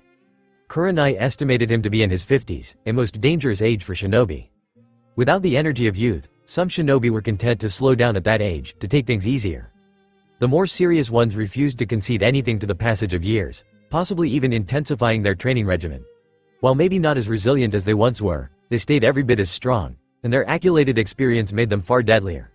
Yuichi Kuranai did not need to guess into which category this man had fallen. She almost unconsciously straightened her spine. This was obviously a man worthy of respect. The fact that he was casually munching on a stick of dango only reinforced this impression. Not many would be comfortable acting so casual in the Hokage's office. Though she understood that Naruto was an exception to that rule. As if on cue, she heard her genin erupt in sputters of outrage. "You no good bastard thief," Naruto shouted, jumping up from his chair. "Naruto," Kuranai snapped, too shocked at his reaction to do much more than gape. "He's still eating the evidence," Naruto snarled, pointing a finger in the man's face as he consumed the last of the sweet treat. "I bought that for Hinata-chan," he added angrily, as if that made it even more contemptible. Kuranai frowned. Jiraiya cocked his head and peered at Kuranai through hooded eyes. "Isn't he a little young for a girlfriend?" he asked. Naruto's shout of protest was ignored with a wave of the Sanin's hand. "I just kept it from going to waste," Jiraiya replied casually, picking at his teeth with the dango stick. "Your clone shouldn't have been so rude. Are you normally too lazy to run your own errands?" he asked curiously. Naruto was red in the face, fists clenched, and emitting more than a small amount of killing intent. Kuranai was about to say something when she watched him visibly gather himself, opening his fists and closing his eyes until his complexion was back to normal. When he opened his eyes again, their normal blue tint seemed more like winter ice than summer skies. "My clone just wanted to know why you were peeping into the women's baths," Naruto replied in an icy tone. Kuranai spun toward Jiraiya, vaguely aware that there was now a kunai in her hand. "Is this true?" she asked in a deceptively mild voice. Out of the corner of her eye, she saw the Hokage massaging his forehead with a pained expression. "Of course not," Jiraiya blustered. "I was doing research." "Research on what?" Kuranai asked calmly. Spying techniques." "That's part of my cover, you nunkin old lecher, seriously, so I can gather a lot of information with no one noticing." By the end of his explanation, he was clearly on a roll, chest puffed out and chin up. "I'm willing to make any sacrifice necessary to serve Konoha, for I am Mayuboku Mountain's monk of the Toad Spirits, also known as the Toad Hermit." With that he struck a dramatic pose that made Kuranai roll her eyes. This was the Hokage's expert? "Jiraiya has sent back quite a bit of information," the Hokage said in a strained voice. It didn't escape Kuranai's attention that he hadn't commented on the rest of his former students' claims. "I expected you at least a week ago," the Hokage continued, directing his attention toward Jiraiya now. "What delayed you?" "Well," Jiraiya began, grimacing as he stretched his neck until it cracked, "someone had the brilliant idea to send this kid out to the border with Earth Country. I heard a few rumors as I was coming back and decided to chase them down. A renegade faction in Iwakage was putting out word they wanted to hire missing nins for an assassination within Konoha. Normally, that would require a bank full of ryu, but since the target was only a genin, some of the more desperate mercenaries were getting interested." The Hokage scowled fiercely. "This is getting completely out of hand," he said. "Has something been done about them?" Jiraiya nodded smugly. "I had a few words with some contacts I maintain in the Tsuchikage's office, and they leaked the information to the right people. Iwagakure doesn't want a war with Konoha, at least not this year." Almost in spite of herself, Kuranai felt a bit of gratitude toward the Sanin. The last thing Naruto needed right now was more people that wanted him dead. "That's good, as long as no hint of your involvement gets out," the Hokage said in a worried tone. "How reliable are these contacts of yours?" "Very," Jiraiya answered. "They know I'm using them to some extent, but exposing this faction furthered their own interests as well. Besides, they're big fans of my work." "Ah," the Hokage replied in a careful tone. "That's useful, I suppose." "Fans?" Kuranai asked curiously as she slid the kunai back into its concealed sheath. "Of my great literary works," Jiraiya responded in a grandiose manner. "HMPH," Naruto grunted. "If it was written by you, it's probably a dirty book." "Naruto," Kuranai snapped. Disreputable or not, this Jiraiya had done them no small service. It wouldn't be prudent to alienate him. On the other hand, as Jiraiya began to harangue Naruto about respecting his elders, Kuranai did notice an odd expression flicker across the Hokage's face. It was an odd mixture of guilt and amusement. "My apologies, Jiraiya-sama," she said in a formal tone. "My student is, as you can see, still upset. I am, however, fairly well read and I am curious to see if I may have read one of your books. What are their titles?" "I'm about to publish Uchiha Paradise, Volume 7, Jiraiya announced proudly, ignoring the frantic waving of the Hokage's hands. "The books with the orange covers?" Kuranai asked, slipping the kunai back into her hand as the Hokage covered his eyes. Why yes, Jiraiya answered slyly. I can get you an advance copy, if you like. Naruto, Kuranai said through slightly clenched teeth. Would you mind waiting in the hallway for a moment? No, sensei, Naruto said quickly and scuttled out of the room. A distant portion of her mind wondered why he had gone so pale. Maybe he was even more disgusted than she was. Good idea, Jiraiya said with a leer that turned her stomach. Some things shouldn't be discussed around brats, at least not until they're older. Kuranai turned to glare at the older man. Sanin or not, she'd wondered about the source of Kakashi's disgusting books for a while now. I'm not sure what conversational topics you are referring to, but there are things I do not want a boy of that age exposed to. Among them is my opinion of the garbage you write. Jiraiya's mouth dropped open. He turned shocked eyes toward the Hokage, but out of the corner of her eye, Kuranai saw the old man looking down as he fiddled with his pipe. It's bad enough to even have those thoughts, to treat women as mere sex objects, but to publish them so others can revel in your perversity? Do you know how many times I've had to sit through Jonin meetings and listen to Hitaki Kakashi, an otherwise skilled shinobi of the leaf, reading one of your books and giggling like an adolescent schoolgirl? Half of the people I deal with don't take me seriously as a Jonin because of the sexist ideas that infest our society, and here you are spreading the infection. Kuranai took a deep breath. This was an issue that had annoyed her for as long as she could remember, but this immature idiot was still a high-ranking shinobi who could help her student. Stabbing him, while highly satisfying, would not be prudent. Uzumaki Naruto, she said in a cold voice, has put up with a lot of crap in his life. Little of it deserved. This village hates him for incredibly stupid reasons, yet he has persevered and exceeded even my expectations. If you do anything to damage that, or corrupt him in any way, you will answer to me, and, Sanin or not, I will find a way to make you pay. Is that understood? Jiraiya's face went stony during her tirade, and Kuranai braced herself for an explosion of wounded male pride. Instead, he just cocked his head and cracked a lopsided grin. Little brat really got to you, didn't he? He asked. Things were a little calmer when Naruto was summoned back into the Hokage's office. While it was a relief to feel the tension was mostly gone, he was a little disappointed to find the old pervert unharmed. He didn't even want to think of what Kuranai-sensei would do to him if she caught him peeking into the women's baths. He wasn't even sure she had realized that she was holding a kunai in her hand, but the fact that the hand in question had been at waist level had made quite an impression on him. He was slightly self-conscious when the toad hermit told him to take off his jacket and t-shirt. If Kuranai-sensei and Hokage-sama weren't there, he might even have bolted. Who knew what kind of sick stuff the old pervert might be into?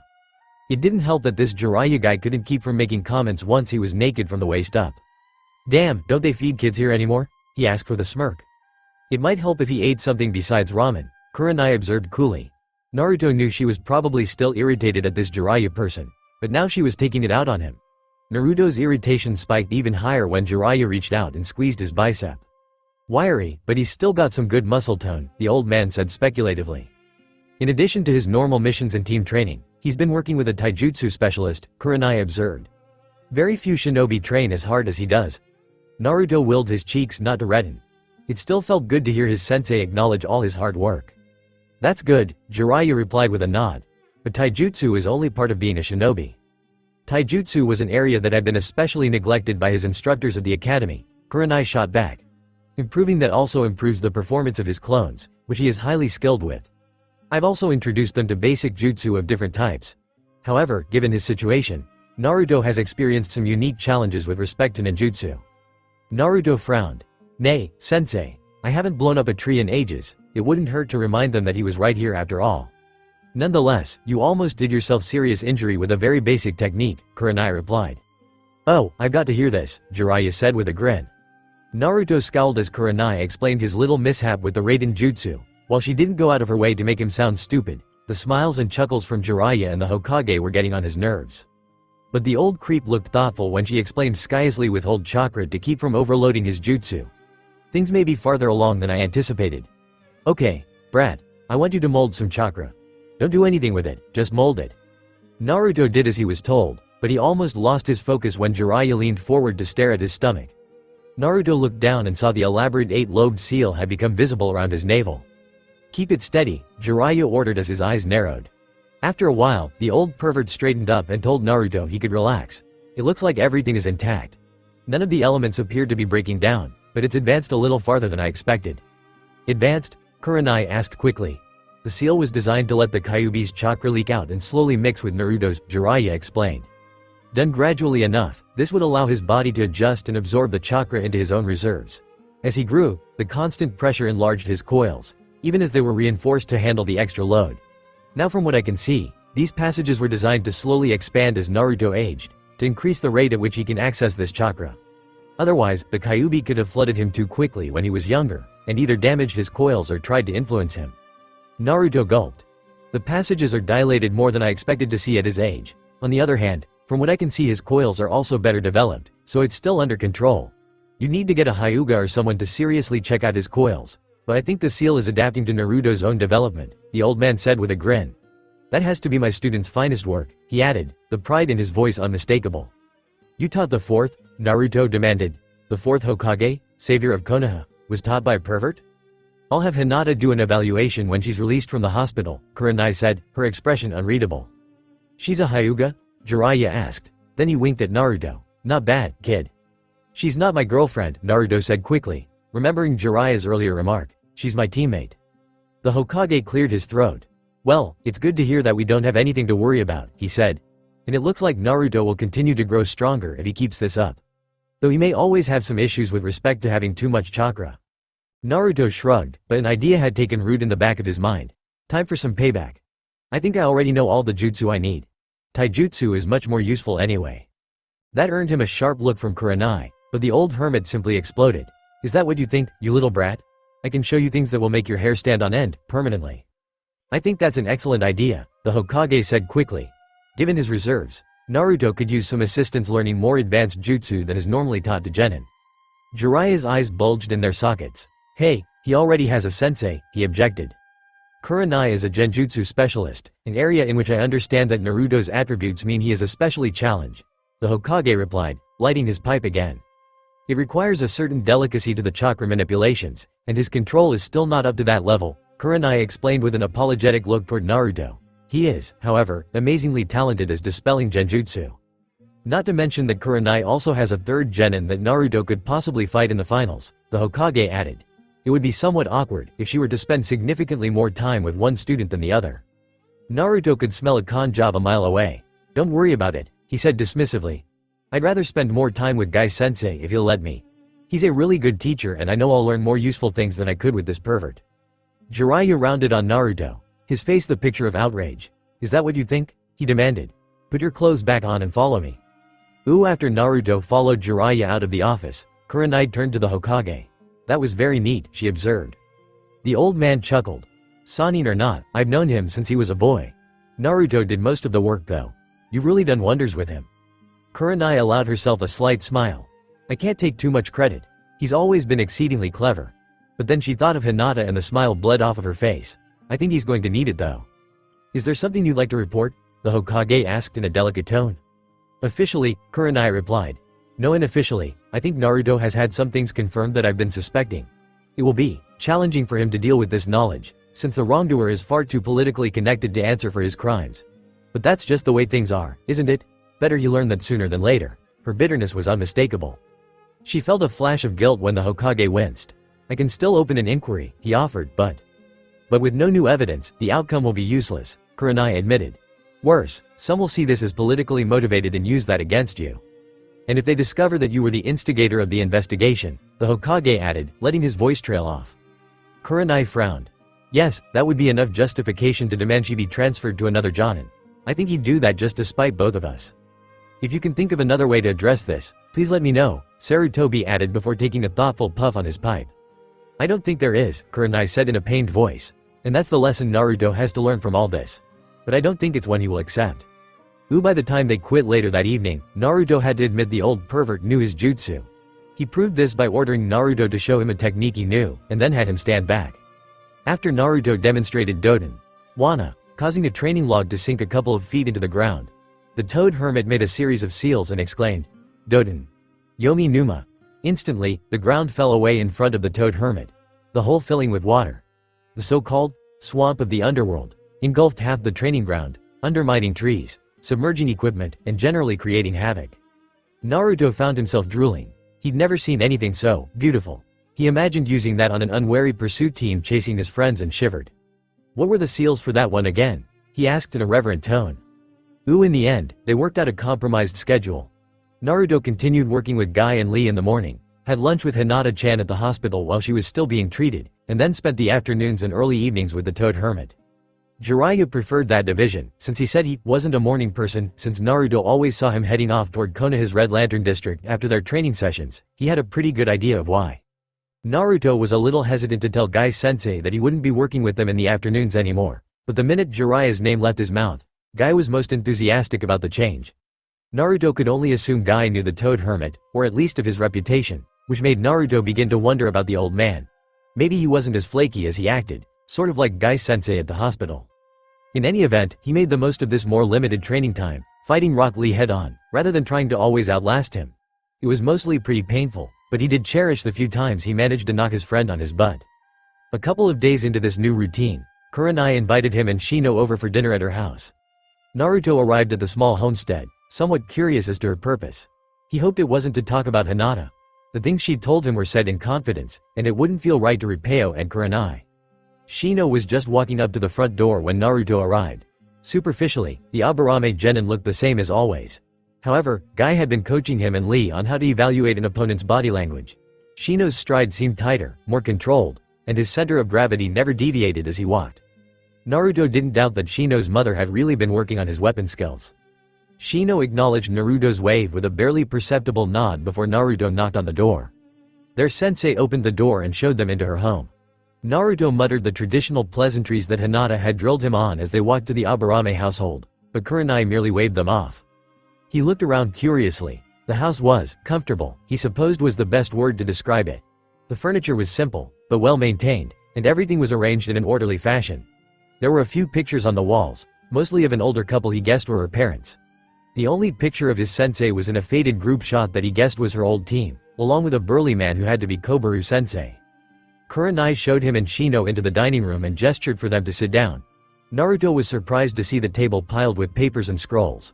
A few cardboard containers were piled haphazardly on a side table, but they did smell good. I picked up some takeout dinners from Moritaki's, Kurenai explained as she passed them each a box and sat down. I figured we could eat while I go over my findings. Naruto carefully set aside his dinner and curiously opened the top folder on the pile in front of him. Inside was a stack of papers, topped with a picture of Hyuga Neji. Ooh. And that pretty much sums up all the competitors in the Chunin examination finals, with 2 exceptions, Kurenai said as she concluded her presentation. Naruto and myself, Shino replied. Yes, Kurenai agreed. She was pleasantly surprised at how attentive her audience was. There was something to be said for mortal peril with respect to sharpening one's focus. I assume the two of you know each other fairly well, so that would be wasted effort. Furthermore, these reports contain a fair amount of speculation and guesswork on my part, based on the available data. And you do not wish to inadvertently compromise anything either of us has told you in confidence, Shino added. Naruto nodded. No doubt his recent conversations with Hinata had made him especially sensitive to such concerns. That is correct, Kurenai confirmed. Naruto shrugged. I won't do anything to kill your bugs, Shino. It would be inappropriate for me to expect you to hold back, Naruto, Shino replied, straightening his dark glasses. Naruto grinned. You told me they can't really drain my chakra too well. They keep getting full and falling off. I can utilize them to consume flesh as well as chakra, Shino informed him. The former, however, is not usually necessary, and the utilization of anthropophagus techniques against nominal allies is contraindicated for a rank progression match. Naruto made a face. Are you trying to get the TED to yourself, next time we go camping?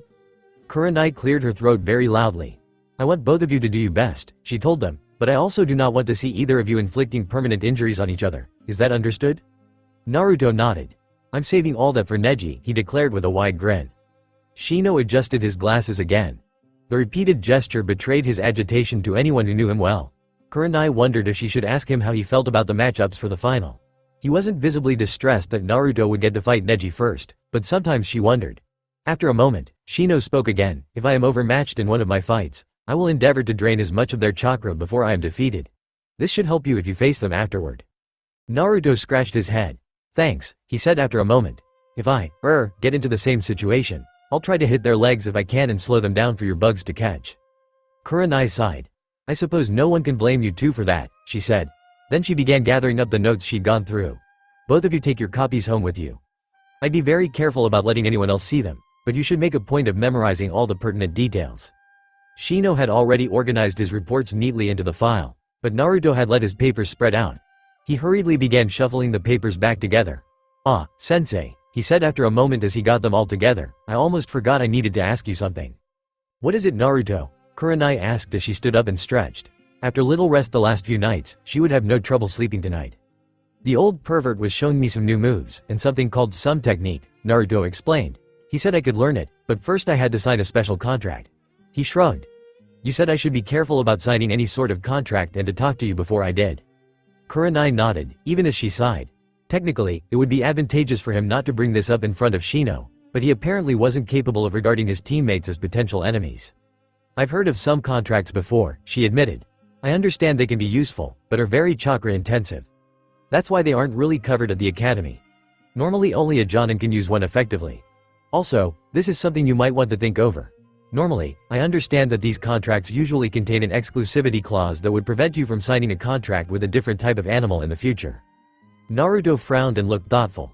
I presume that Jiraiya has the contract for toads? Kuranai asked. Naruto nodded, and they both jumped as Shino dropped his folder on the floor. Shino quickly bent over and began gathering his papers, shoving them haphazardly into the folder. When he straightened up, Kuranai thought she noticed a slight tremor in his hands. Are you all right? She asked. Shino nodded. Then he turned to Naruto. That would be a very formidable technique. That being the case, I will no doubt be forced to forfeit the match if we meet in the finals. Forfeit? Naruto asked, clearly dismayed. But why? Toads are incredibly voracious insectivores, Shino explained, capable of consuming a significant portion of their own body mass in a single night. If I attempted to use my Kikai jutsu around them, I would stand to lose significant portions of my colonies in short order. Even if I were to defeat you, I would be effectively crippled in the process. Oh, Naruto said. However, you should not let that be your sole decision criterion, Shino concluded. As this should remain between you and Kuranai-sensei, I will bid you both good evening. With that, Shino left, and Kuranai wondered if it was her imagination or he was walking a little faster than usual. She shook her head and turned back to Naruto. If you'd like some more information, I'll see what I can find at the library. Naruto shook his head. No way am I signing that scroll now, he declared. Kuranai merely raised an eyebrow and awaited his explanation. The old pervert was showing off when he demonstrated the technique. Naruto began. Some of those toads are really big. I wouldn't dare try using them when we're on a mission. One of them might eat Shino, just to get all his bugs. Kuranai blinked. I see, she said. That was definitely a novel reason not to learn a new jutsu. She only hoped Naruto didn't later regret his thoughtfulness. The day of the Chunin examination final matches dawned bright and sunny. Naruto stood in a line with the other competitors as the Hokage made a speech from the cage's elevated platform welcoming all the spectators. Things had gone well the last couple of weeks. Though disappointed about the contract, Jay and him some cool jutsu. Guy and Lee had his taijutsu at a level he'd barely imagined being capable of. Best of all, Hinata wasn't in the damn hospital anymore. After 3 weeks of convalescence, she was released with a long list of exercises she needed to perform. Though the rupture was healed, these exercises were vital to ensure the pulmonary tissues healed without excessive scarring or loss of elasticity. More importantly, since the injury was sustained in the course of her normal duties, Kuranai-sensei directed Hinata to stay at her home until she'd fully recovered. This allowed the Jonin to supervise Hinata's rehabilitation and make sure she was fully recovered before returning to active duty. At least, that was the official explanation. Naruto couldn't deny the palpable relief he felt when Hinata told him about Kuranai's offer, but the joy on his friend's face ignited a spark of anger as well. It wasn't right that she should feel this way, that she'd rather train forever and never see her family again. Almost against his will, he felt his eyes cutting over toward Neji, standing beside him. The Hyuga prodigy's face seemed almost inhumanly composed. Naruto knew he'd have to do something about that. After the Hokage was finished, Hayate walked out in front of them, looking as sickly as ever. He coughed once before speaking. Alright, as most of you know, the rule for these matches is that there aren't really any rules. You fight until you are dead, knocked out, or surrender. Another cough. But if I decide the match is over, it's over. Understood? Naruto wondered if it was his imagination or Hayate's glare seemed to fix itself on Neji and Gaara more than the rest of them. Okay, the first match is Uzumaki Naruto and Hyuga Neji, Hayate continued. I want the rest of you to go back to the waiting area until your matches are called. The other 6 genin slowly filed off the field. Most of them were expressionless, but Shino and Naruto managed to share a quick nod before the Aburame boy left. The unspoken message was clear to Naruto. Kick Neji's ass.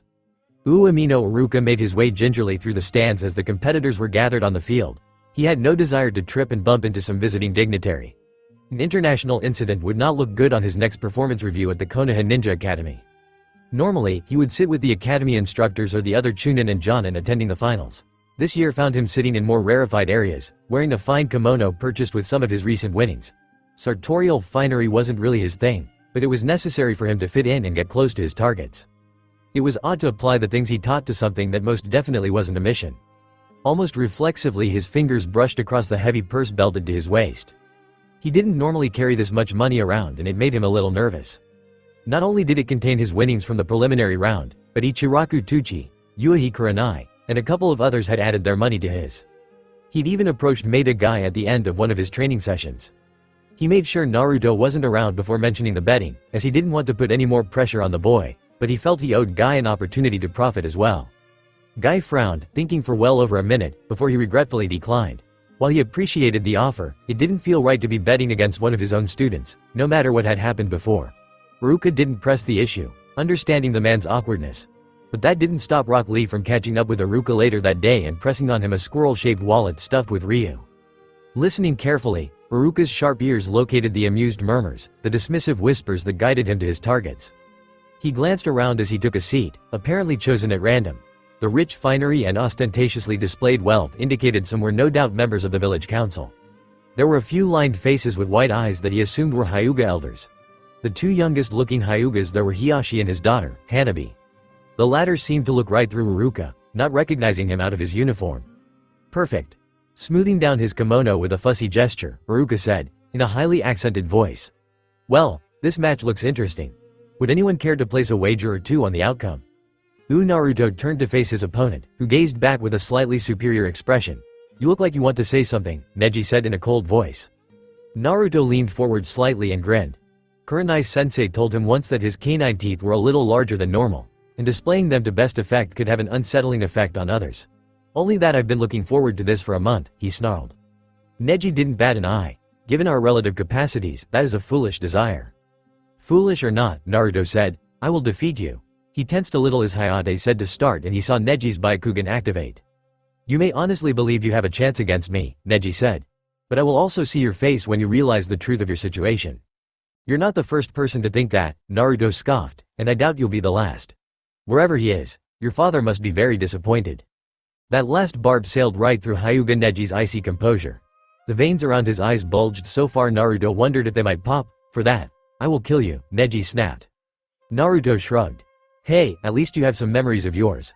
And I don't take my grief out on someone who shares it. Fool. The last word was pure Shino speaking, but Naruto couldn't quite get the same contemptuous tone his teammate could. Are you two here to fight or talk? Hayate interrupted, sounding annoyed. My apologies, Hayate-san, Naruto said lightly. I just wanted Neji-kun to understand exactly why I'm going to beat him like a drum. With that, he formed the familiar ram seal and cried out, Kage Bunshin no Jutsu. A dozen clones surrounded Neji and immediately began to charge at the Hyuga. He spun and dodged, avoiding all the attacks and exploding clones left and right. His Juken is pretty good, isn't it? Naruto asked Hayate in a conversational tone. Hayate just turned to stare at him. Naruto frowned. Maybe he thought this was a distraction so he could cheat. Then Naruto remembered there were no rules anyway. He shrugged. He's not as graceful as Hinata-chan, but his strikes have more power behind them. He sighed as the last of the clones was dispatched. But Juken isn't everything, is it? With that, Naruto sprang away from Hayate, hurling a brace of kunai. Neji dodged them with unerring precision, moving his body just enough to make them miss. Neji responded with his own volley of kunai. Naruto dodged all but one of them. That one he caught and threw back with a mocking smile. Neji moved in, closing the distance. At least you recognize your limitations, he said with a sneer. Everyone is born with a certain degree of talent, and that does not change. Struggling against your fate is futile. You do not have the ability to defeat me, so you do well to keep your distance. Is that what the Hyuga genius thinks? Naruto snarled as he charged. Hinata let out a gasp as she saw Naruto abruptly switch tactics. Kuranai-sensei wasn't sure she was up to watching the finals, but Hinata insisted she was fine. To prove the point, she even performed the prescribed daily breathing exercises 3 times yesterday to show she was fit. The idea of not watching Naruto fight was simply unacceptable. However, watching the match was surprisingly difficult for her. Of course, she wanted Naruto to win, but she also didn't want to see Neji killed. So much had been taken from her cousin, it didn't seem right that he lose everything else. But she couldn't ask Naruto to hold back either. Not when she didn't hate to hurt her teammate. In a way, it was a relief when Naruto insisted she explain about the Hyuga clan. Not only did it give her a warm glow when he insisted there was nothing wrong with her, but it also allowed her to explain about Neji and his resentment of the main family. He'd lost his father to protect her father. Showing anger toward her father simply wasn't safe, not with the seal on Neji's forehead, waiting to be activated. So she was the logical target for his rage. Kuranai, fortunately, hadn't heard her outburst. Sensei's attention was solely focused on the match, which shamed Hinata a little. She knew Kuranai was too disciplined to let random thoughts distract her from things. That was an example she should work harder to meet. "Ooh, you are just as foolish as I thought," Neji said as he ducked under Naruto's kick and countered with a palm strike loaded with chakra. "Or are you anxious to meet your fate?" Naruto executed a spinning block he perfected sparring with Hinata. His left palm slammed into Neji's forearm, well behind the chakra spike, turning the strike aside. "There is no fate but what we make," he replied with a tight grin.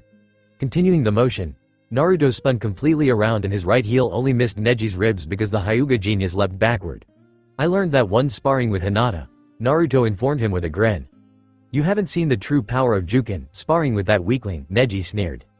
Naruto's fragile rein on his temper cracked with an audible snap. "She's not a weakling, asshole," Naruto screamed in charge. His fist grazed Neji's jaw right before a Juken strike speared through his shoulder. "Damn it," Naruto growled as he somersaulted backwards. Ignoring the burning agony in his shoulder, he straightened his back at the right moment to launch himself backwards into the air. Neji's follow-up blow struck the uncaring ground, rather than Naruto's spine. Naruto was done playing with this idiot. He hit the weight release catches and arched his back. As his rotation slowed, Naruto abruptly bent at the waist, snapping his arms and legs together and launching the weights like missiles. The momentum they imparted sent his much lighter body flying backward like it had been shot from a cannon. He stuck to the wall using chakra and looked down at the arena floor. Only one of the chakra-enhanced masses struck the target, much to Naruto's disappointment. But that one was enough to send Neji rolling across the arena. The rest had cratered rather impressively into the ground, kicking up a cloud of dust that had Hayate coughing again. Neji climbed to his feet, not looking as battered as Naruto might have hoped. Of course, if he wasn't pretty damn good, he never would have beaten Hinata-chan. "More tricks?" the Hyuga called out angrily. "Is that what you learned from my cousin?" he sneered. "Useless tricks like this?" Naruto jumped down to the arena floor. "If it was useless, then how did you get knocked on your ass?" he asked. He bounced lightly on the balls of his feet. He hadn't taken his weights off in a long time. It felt good. Really good. Time to up the ante. "Here's some more tricks," he called out as he threw a wide spread of kunai, each one with an explosive tag attached. Neji's eyes of course picked up the tags. Dodging multiple explosions would be damn near impossible. Instead, he raised his arms to shoulder level and began to spin. As he turned, chakra began to stream from his body, expanding outward even as it made him turn faster and faster. Neither Hinata nor Kuranai knew for sure if Neji could perform the Hakusho Kaden, or Heavenly Spin technique, an all-around defense against attacks. But if he didn't know it already, there was a good chance Hiyashi might have taught him in the month of preparation. If nothing else, it would make a strong impression on the rest of the village, Kuranai had reasoned in her notes. Looks like she was right, Naruto thought as he summoned a horde of clones. He sent them against Neji in 4s and 5s. They exploded as soon as they touched the sphere of spinning chakra that surrounded him, but the noise and puffs of smoke were definitely a distraction. Naruto kneeled at the back of the crowd, gathering his chakra. "Doden, Yomi Numa," he called out as he slapped his palm against the ground. He must have been a little overexcited, Naruto guessed, because the ground crumbled away even faster than he expected. Most of the remaining clones charged forward as their footing disappeared. The pops as they exploded were almost deafening, but they served their purpose. Naruto watched with growing satisfaction as the Kaden began to sink into the softening ground. Slowly at first and then faster and faster as the heavenly spin sent mud flying in every direction and Hyuga Neji's technique screwed himself into the ground. By the time Neji realized what was happening and stopped, he was already 10 feet down. Worse, no longer supported by his chakra emissions, the walls of liquefied mud that surrounded him collapsed. He was abruptly engulfed. Naruto couldn't help but laugh, falling to one knee as he was overcome by the humor of what just happened. So he was caught completely off guard when a Neji-shaped mass of mud erupted from the instant swamp and speared him between the eyes with a Juken strike. The green-clad genin stiffened as his frontal lobes were shredded, destroying most of his higher brain functions. Then he exploded into a cloud of vapor. Neji spun around as a piece of debris disappeared in a puff of smoke, leaving Uzumaki Naruto standing in its place. Naruto's fist dug into Neji's stomach, blowing him backward off his feet. "Your eyes can see through genjutsu," Naruto told him as he stalked toward the Hyuga prodigy, who was now covered in mud, struggling to his knees, missing both his forehead protector and his silly ass hat. Neji glared as he clutched his stomach. "But I showed you what you expected to see. What use are those fancy eyes if you won't use them?" Naruto asked. "I can see that you've come within range of my divination," Neji snapped, surging to his feet with greater speed than he'd shown a moment ago. "Divination field, 64 strikes. Naruto had glimpsed Hinata do something like this once, but she couldn't really explain it or even replicate it when they sparred. Now Naruto got a much better view of it than he really wanted. The Hyuga's hands moved with blinding speed, 2 strikes.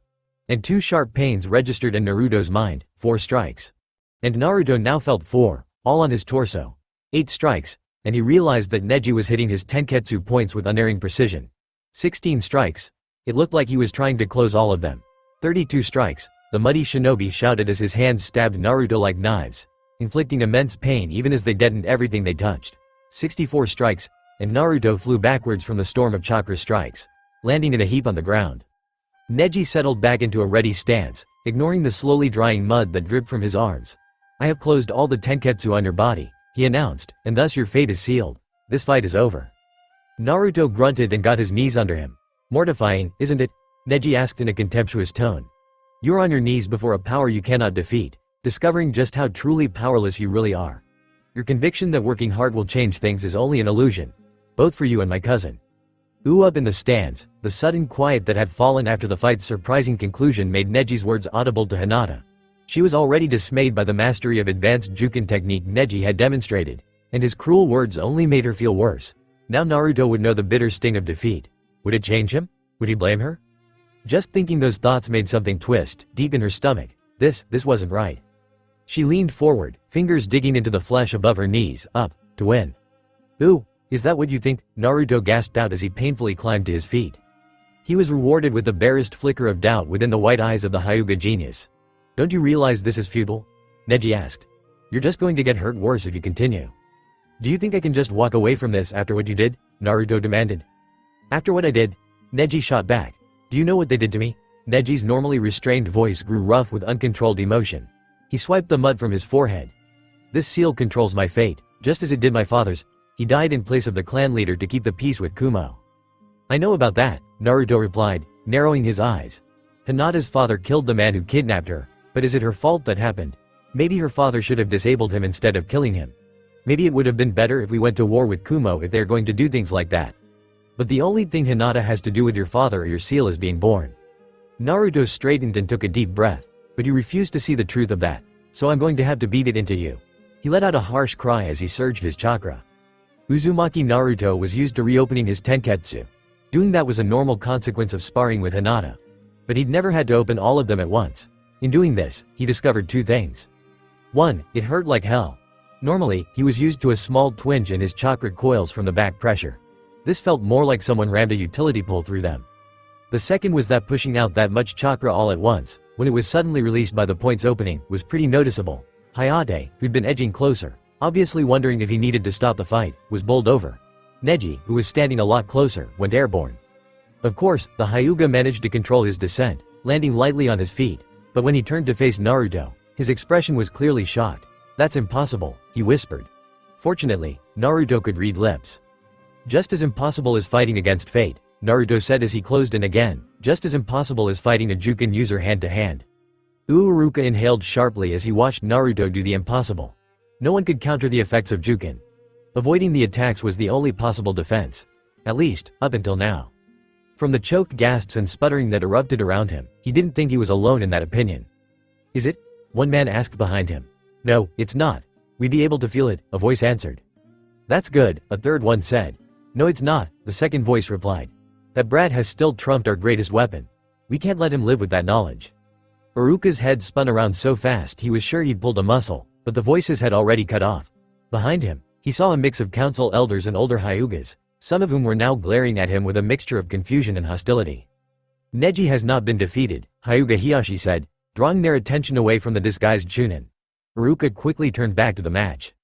Naruto was now intensely grateful for every sparring session with Hinata. It took everything he'd learned, everything they'd practiced to keep up with Hyuga Neji. But that was the point. He was keeping up. The Hyuga genius couldn't seem to hit him squarely, only managing glancing blows every now and then. Of course, the chakra enhancing those blows made them hurt like hell. But Naruto just gritted his teeth and bore it, and slowly the pain would fade.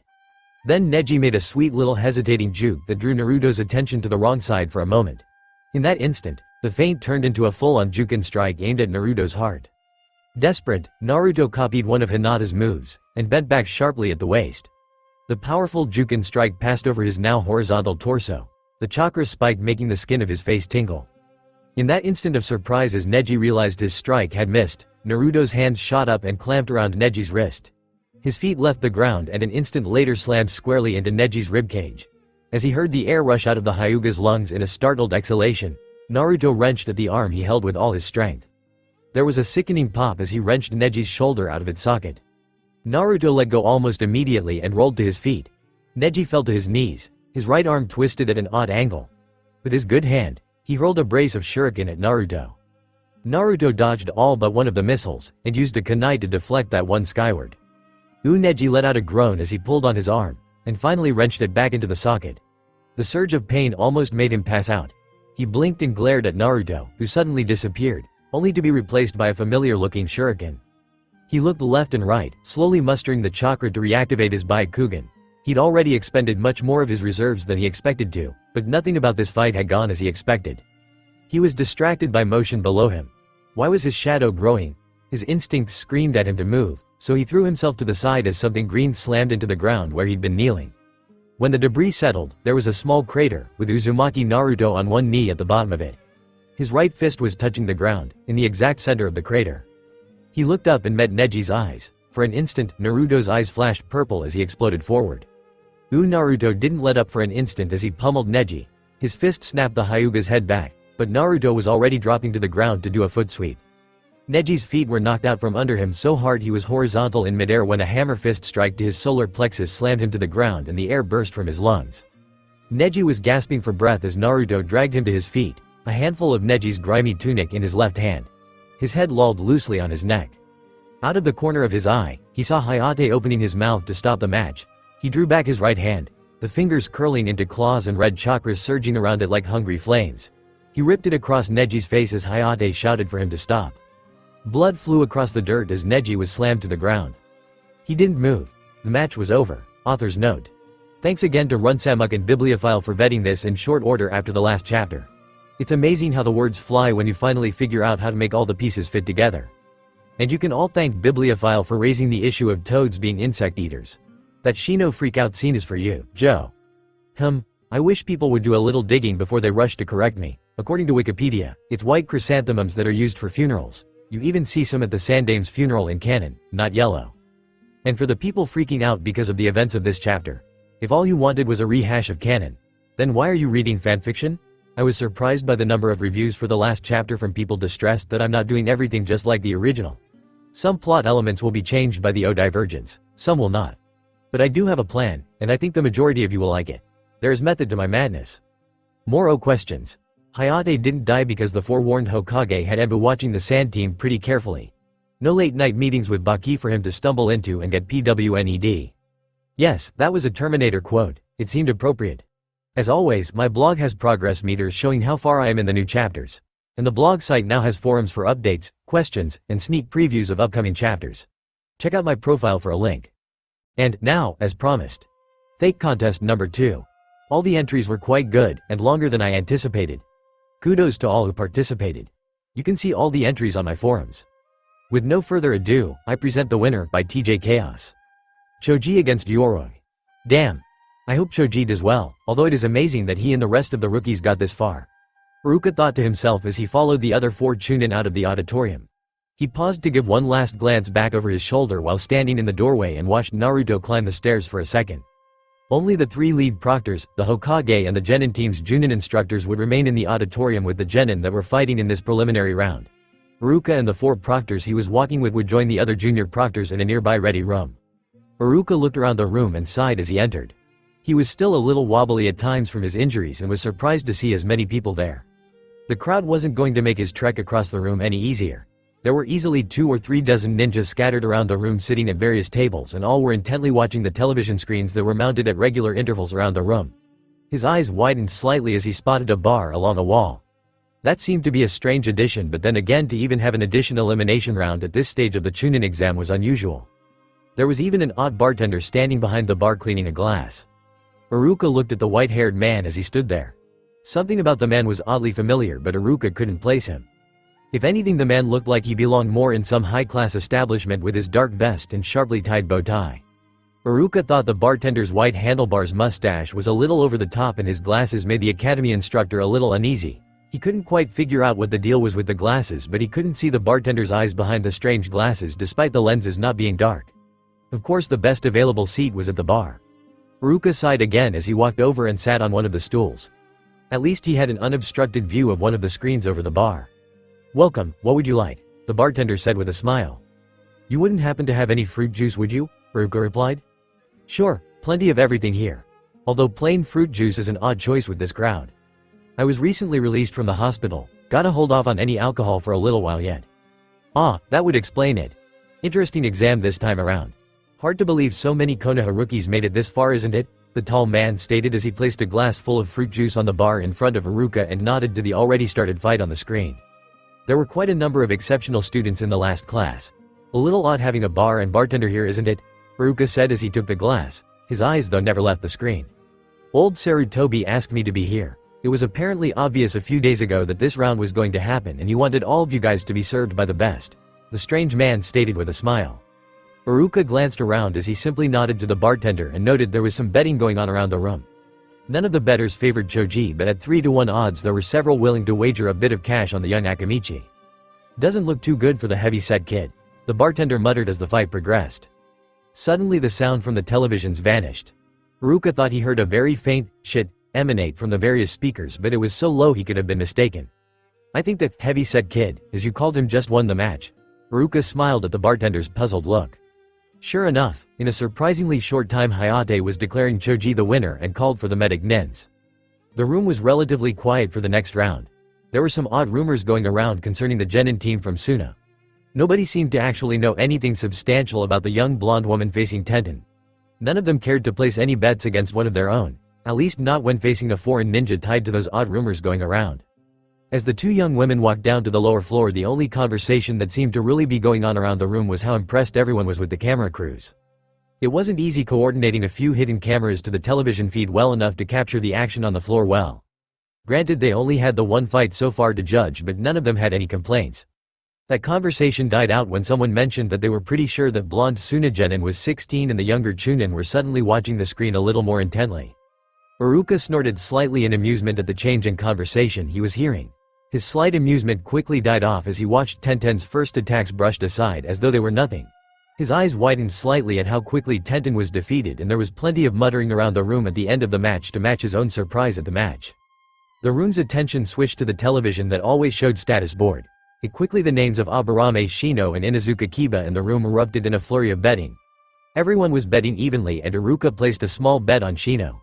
He mused to himself that just a few months ago he likely would have bet on Kiba, but knowing their respective sensei and teammates, Iruka believed that Shino now held the advantage. Kiba and Shino put up the best fight seen so far, and some of the Chunin in the room were actually cheering for whichever genin they had bet on. Still, the match was only a few minutes and Iruka was tempted to roll his eyes at the reactions a few of his fellow ninja displayed at the sight of the two streams of Kikai that were moving from Kiba and Akamaru to Shino. As the board displayed the next fight, there wasn't any enthusiasm in betting on it. Apparently the Nara reputation for laziness was rather well known and dampened the betting. Iruka himself didn't bet and was curious to see if Shikamaru would actually fight or if he would simply go through a few motions and withdraw. It was hard to tell with Shikamaru. Sometimes he couldn't be motivated to do anything, but occasionally, if there wasn't much effort required, he would rise to the occasion well, sort of anyway. That fight was relatively quick as well.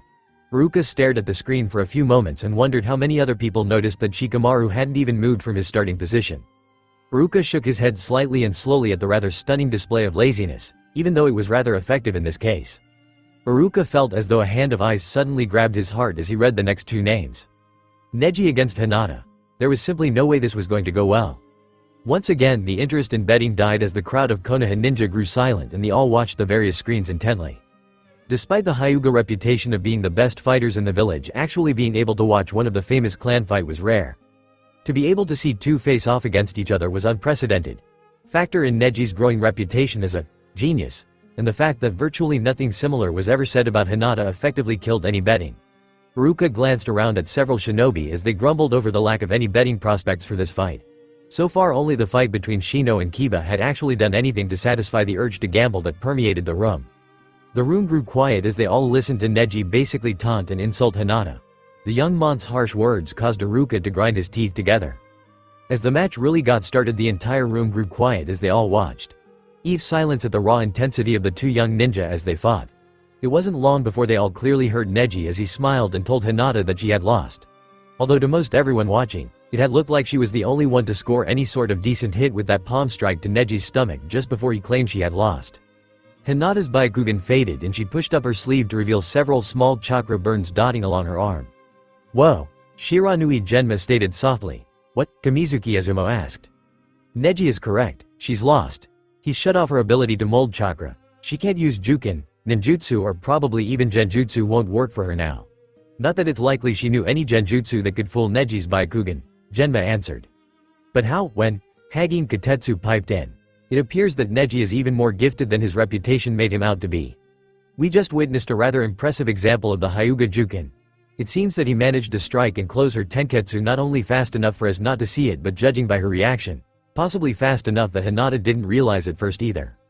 "Woe is right," Mizuku added.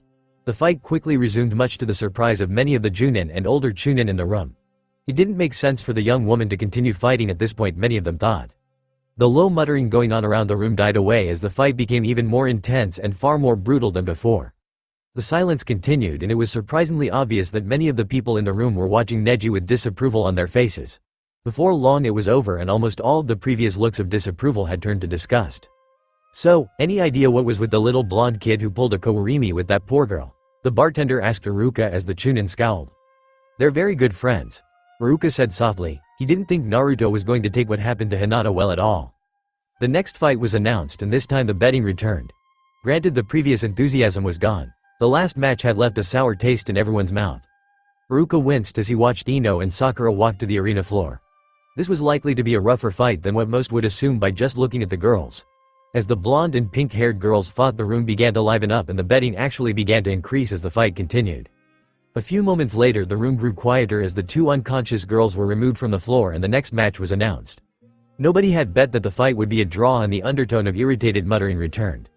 Almost everyone was not only upset with the last stalemate, but they were all disappointed over the lack of any betting prospects for this match. After all, who in their right mind would bet on Naruto of all people in a fight against Uchiha Sasuke? Amino Iruka smiled. "So what kind of odds can I get for Naruto?" Iruka stated calmly as he pulled a thick envelope out of his vest. For a brief moment almost everyone froze as they all eyed the well-packed bank envelope. That moment didn't last more than maybe a second before there was a mad rush to Iruka. "I'll give you 5-1, Suzume Namida called out. "I'll give you 8-1, Tobataki Tanbo yelled out. 10-1. I know the Uchiha clan well, and there's no way that kid can beat Uchiha, especially Sasuke. Funeno Daikoku called out as he smugly crossed his arms for a moment before quickly pulling out his own wallet. "For 5%, I'll hold all the bets," the bartender said with a smile as more and more money appeared. "I've got several weeks' pay here and I'll put it all on Naruto," Iruka called out to the room as he put the envelope down onto the bar. Iruka eyed the bartender with a hint of suspicion as the mont's hands blurred and Iruka's money was suddenly organized into separate piles coupled with corresponding piles from each person betting against Naruto. The bartender had even managed to somehow tag each pile with the appropriate name of whoever put up their money against Iruka's. "Pretty impressive," Iruka said to the white-haired man as he nodded to the well-organized bets. "Lots of practice placing bets and making drinks under pressure," the man answered with a broad smile. "So how come you didn't help out with any of the earlier betting?" Iruka asked as he watched more and more separate piles appear as the crowd flowed up to the bar and each person drifted back after placing their bet. "All of that was too spread out and you're the only one betting on that kid. Trust me, you need a bit of help if you really want to bet all of your money like this and actually find enough people who have the cash on them to make good on 10-1 odds." The man continued as his hands maintained their blurred sorting action. "Are you sure you really want to do this? I didn't think you suffered any serious head injuries when those missing nin grabbed Konohamaru," Genma asked as he sat down next to Iruka. "Definitely. What about you, not betting on the Uchiha?" Iruka said with a rather large smile. "Nope, I think I'll sit this one out. That blonde kid is full of surprises and after the first exam I wouldn't bet against him. Certainly not at the odds you're getting anyway.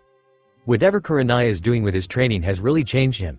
The kid even managed to impress Ibiki for the first part of the exam.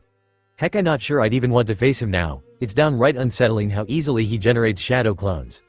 Genma's voice dropped after his first sentence so only Iruka and the bartender actually heard him continue talking. "Shadow clones? Isn't that a high-level jutsu?" the bartender asked with sudden interest as he looked to a screen himself. "Yeah, Naruto is quite gifted with them despite only being a genin. Genma here had a run-in with a few hanged clones of Naruto's a few days ago. The room erupted in laughter as Naruto leapt to the auditorium floor and nearly fell on his face. Ruka stole a glance to Genma and was surprised to see a rather calculating smile on the face of the special Junin. "Maybe you'd like to place a bet of your own on the kid?" the bartender asked Genma. "Nah, I'm good. This just might be Ruka's time to shine." Genma nodded to the screen and the senbon needle in his mouth twitched with his growing smile. There were a couple of snippets of snide muttering as Sasuke taunted Naruto about Hinata. Ruka glanced around and was happy to see that despite those few remarks the majority of the room was frowning at Sasuke's words. Hayate's voice saying, "Beggin" emanated from the televisions and the crowd erupted in cheering as they anticipated an easy victory for the Uchiha. The cheering stopped almost instantly as a shocked silence took hold of the room. Exclamations of disbelief began to pop up around the room and Iruka smiled broadly as Naruto gave a dark glare towards the unconscious Uchiha before he turned and began to walk towards the exit. The room was in such a state of shock that most people in the room actually missed the beginning of the last match and no bets were placed. In short order everyone began watching the match intently though. The Suna Genin was using some rather unusual jutsu that was like nothing any of them had ever seen before. There was also a lot of interest in seeing Guy's student that no ability to mold chakra fight and the young Mon's taijutsu skill impressed all of them greatly. Everyone waited a bit after the match before leaving in order to show their respect to the Hokage as he explained the next stage of the exam. 5% I believe you said? Ruka asked with a smile as he began to gather all of his winnings and split off the bartender's take. That's correct. The man smiled himself as Ruka finished adding to the smaller pile for the bartender. Thanks for that, there was no way I would have been able to make all those bets without you. No problem. That was an interesting kid, you were betting the half of it.